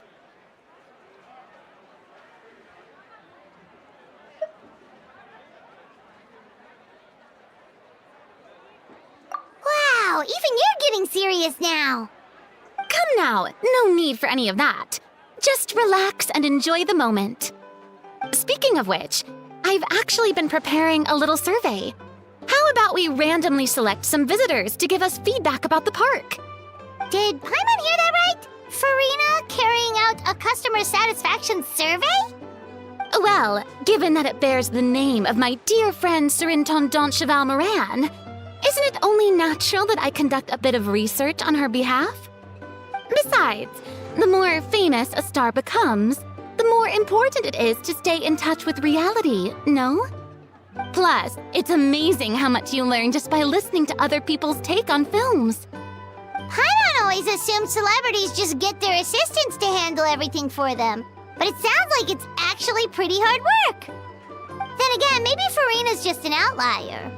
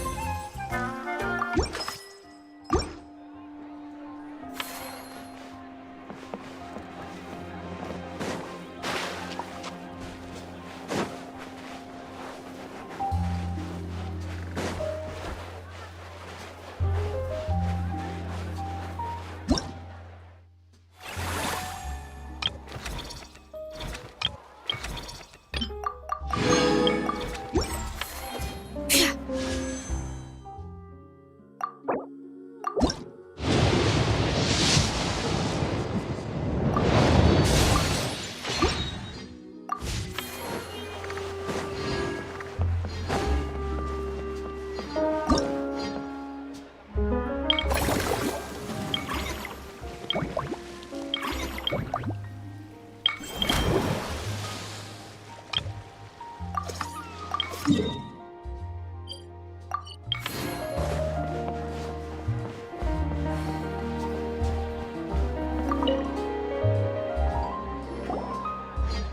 we are, all set to go. Now, let's take a stroll nearby and randomly pick out some visitors to ask a few key questions.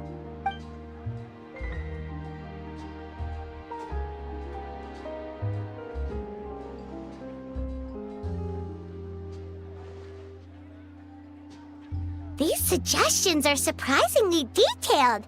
Choosing film prototypes, recreating the scene cutting process, budget management for costumes, makeup, and set design? Oh, Paimon's head is spinning. Why is everyone so professional? Also, nearly every single person we spoke to said they wanted to see Lady Farina perform. Your popularity is off the charts!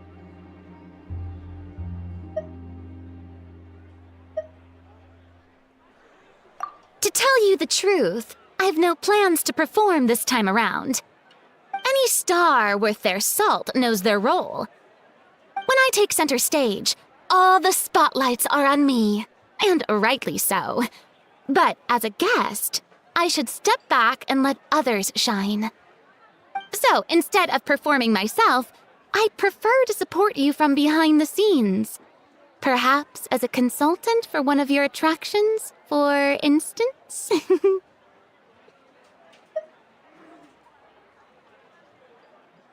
Hey, that's right!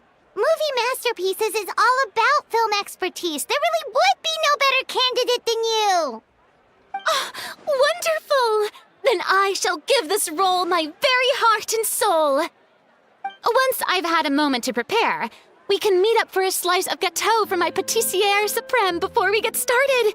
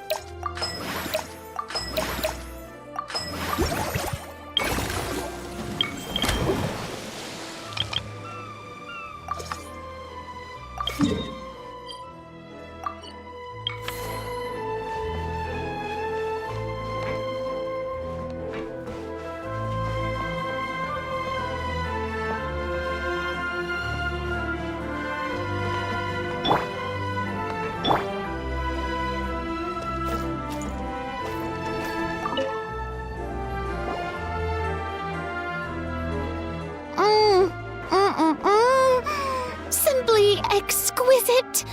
As amazing as ever. Escoffier, have you ever considered starring in your own film?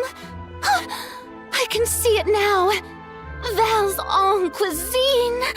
A riveting tale about the art of extreme cooking. I'm sure it would be a hit. As it happens, I'm already doing something similar. A brand consultant has been filming my training sessions with students and incorporating them into films about Fontainian cuisine.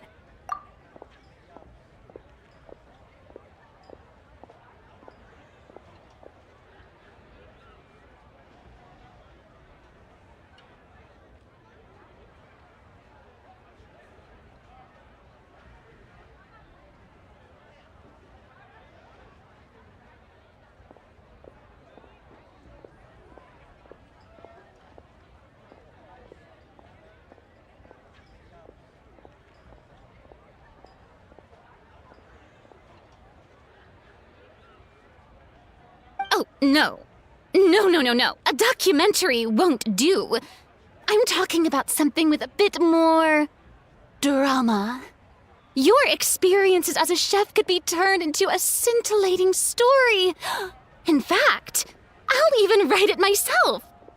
Before you finalize it, please let me review the culinary terms, especially when it comes to how ingredients are handled, the timings and the quantities. Great! It's settled then. And actually, I think I'd like to bring in the Traveler and Paimon as directors. Something tells me that the three of you working together would really get the creative sparks flying. We could create something truly magical here. No problem! That said, now that we've been granted Director Farina's approval, we'll really have to step up our game.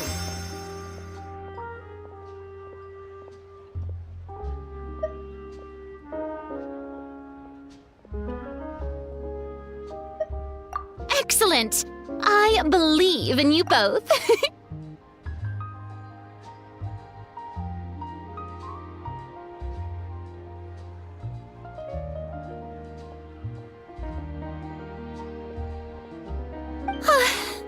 The gâteau was sublime as ever, Escoffier.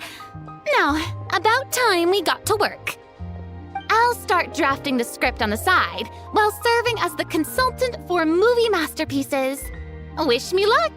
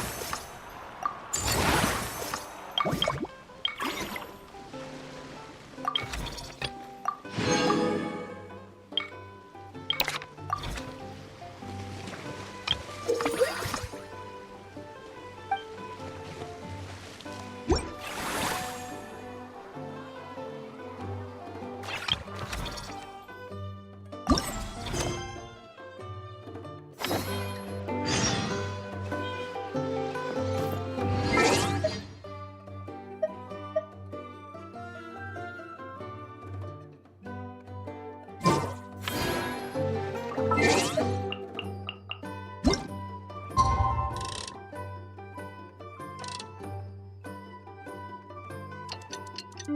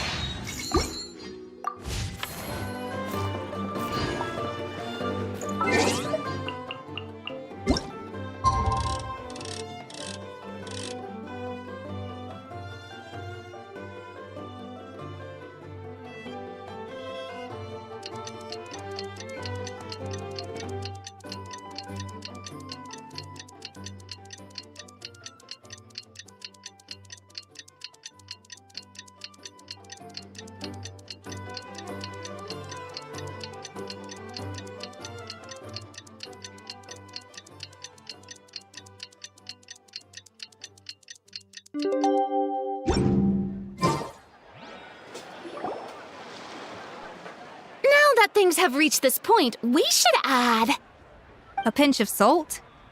a dash of pepper, actually. Brilliant. Huh? You two aren't talking about a new dessert menu by any chance, are you?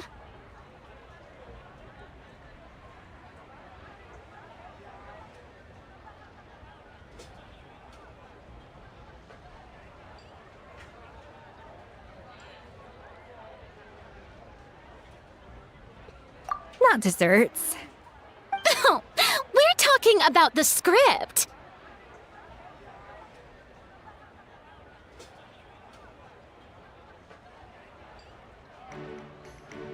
Oh, my dear partner, photographer, rookie director. Our creativity must keep up with the overflowing enthusiasm of our fans. There's no room for dull scripts on my stage. Plot twists should strike the audience like a cloud of pepper, leaving them sneezing in surprise. Achoo! The same logic applies in catering. I once heard Miss Emily mention that pepper could be used in perfumes. Perhaps I could find a way to make it work in desserts too. A peppery kick to complement the delicate sweetness of cream, perhaps. Wow, the two of them seem to be working together so well. I'm struggling to imagine what a pepper cake would taste like, though. Well, well, what do we have here? Escoffier's making a new cake?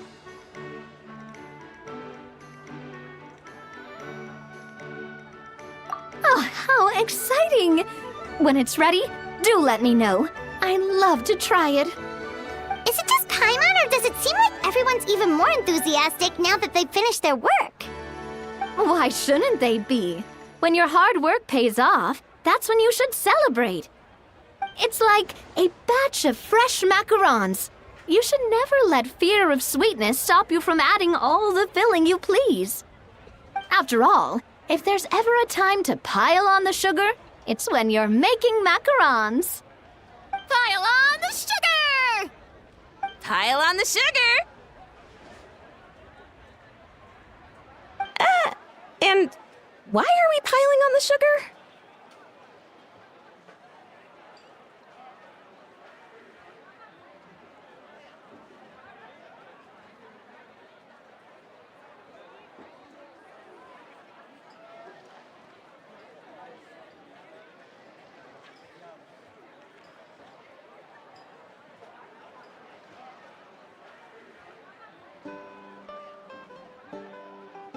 Lapine Pauline, you're here!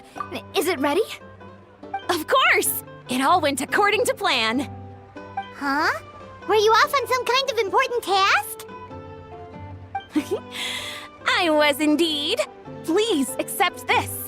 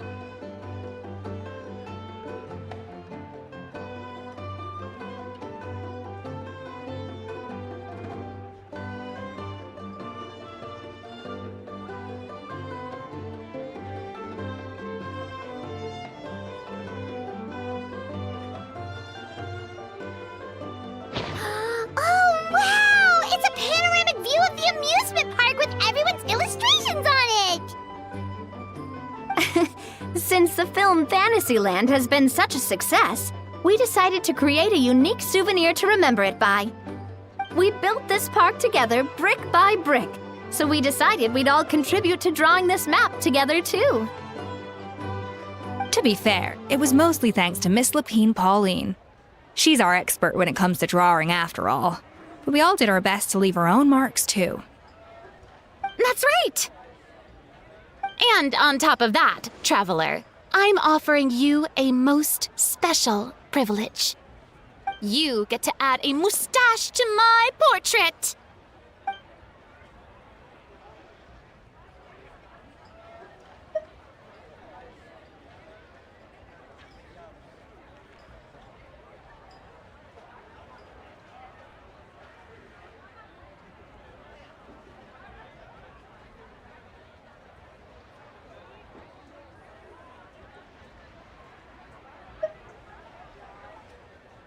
Cream flavored, huh? Very traditional, but also very delicious. You have my approval.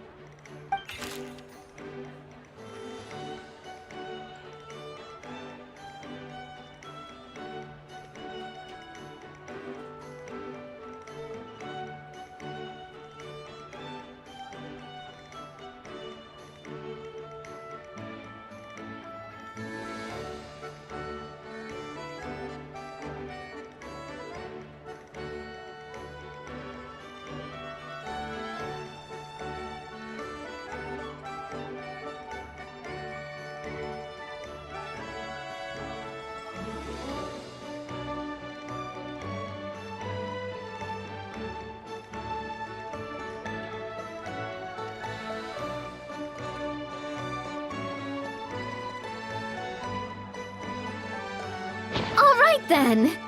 Now that you're the proud owner of this commemorative map, you can draw as many different flavored mustaches on it as you like. Sounds like a pretty tasty map. We'll look after it well. Great! Your satisfaction is our #1 priority.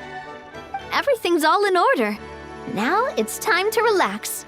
Forget about work and just enjoy the park.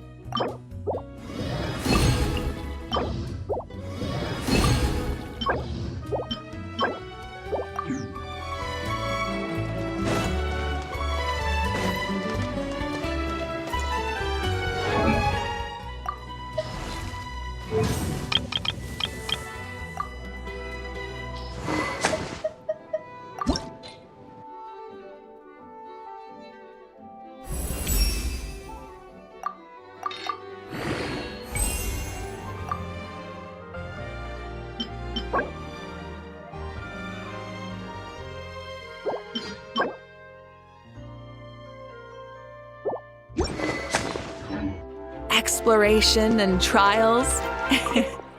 Adventuring is right up my alley.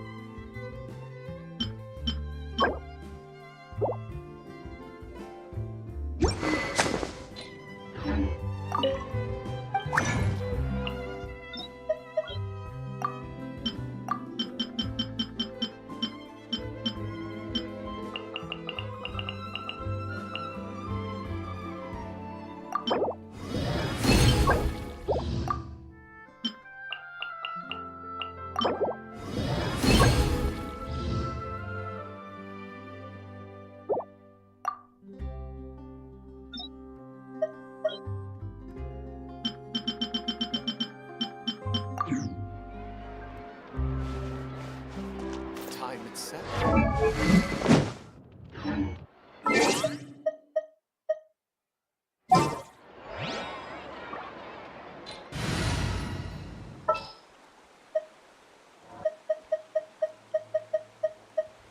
It's time to pull the trigger.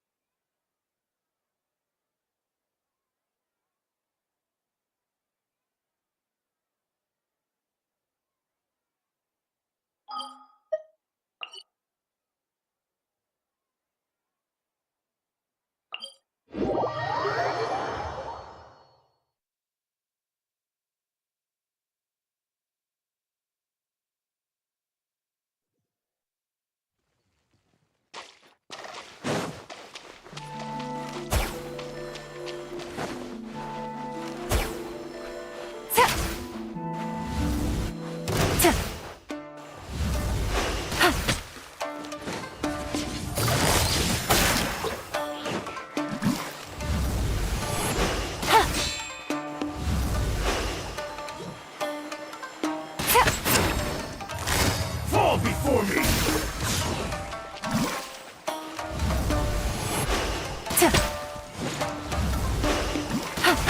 Taste my blade!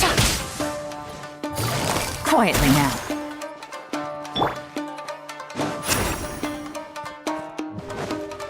Stop right there! One strike will suffice. Busted. Cheap tricks.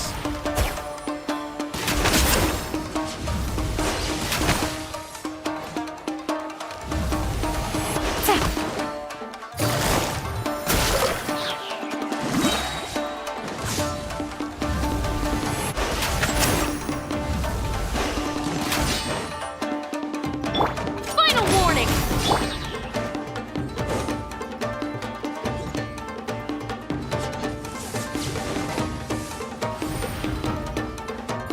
Quietly now. Cut down. Like this.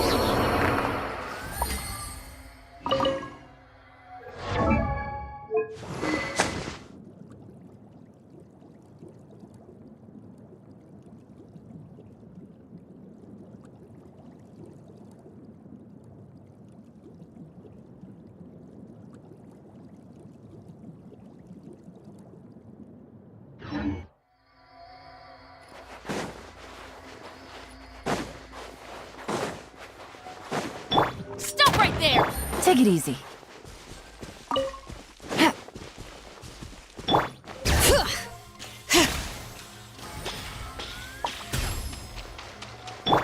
Controlled breathing! Charge!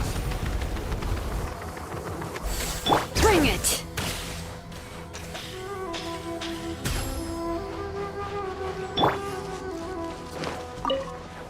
Drop your weapons! It's my lucky day. Busted.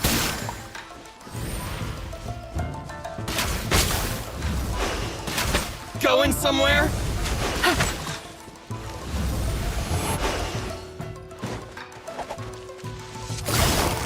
My blade. The perfect somewhere?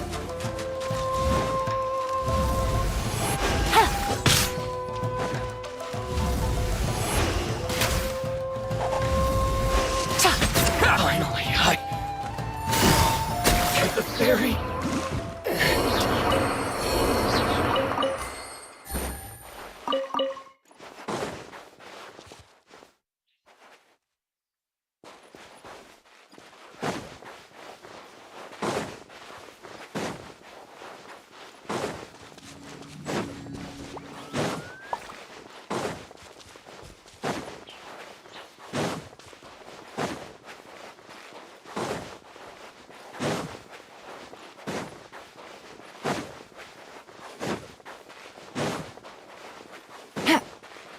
Take it easy.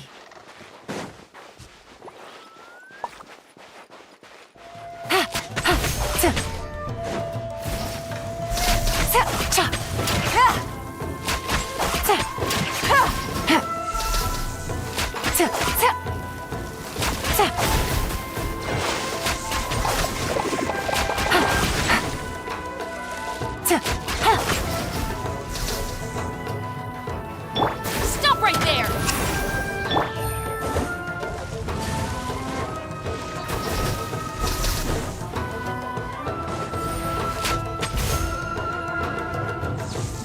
Game's up. Time's over.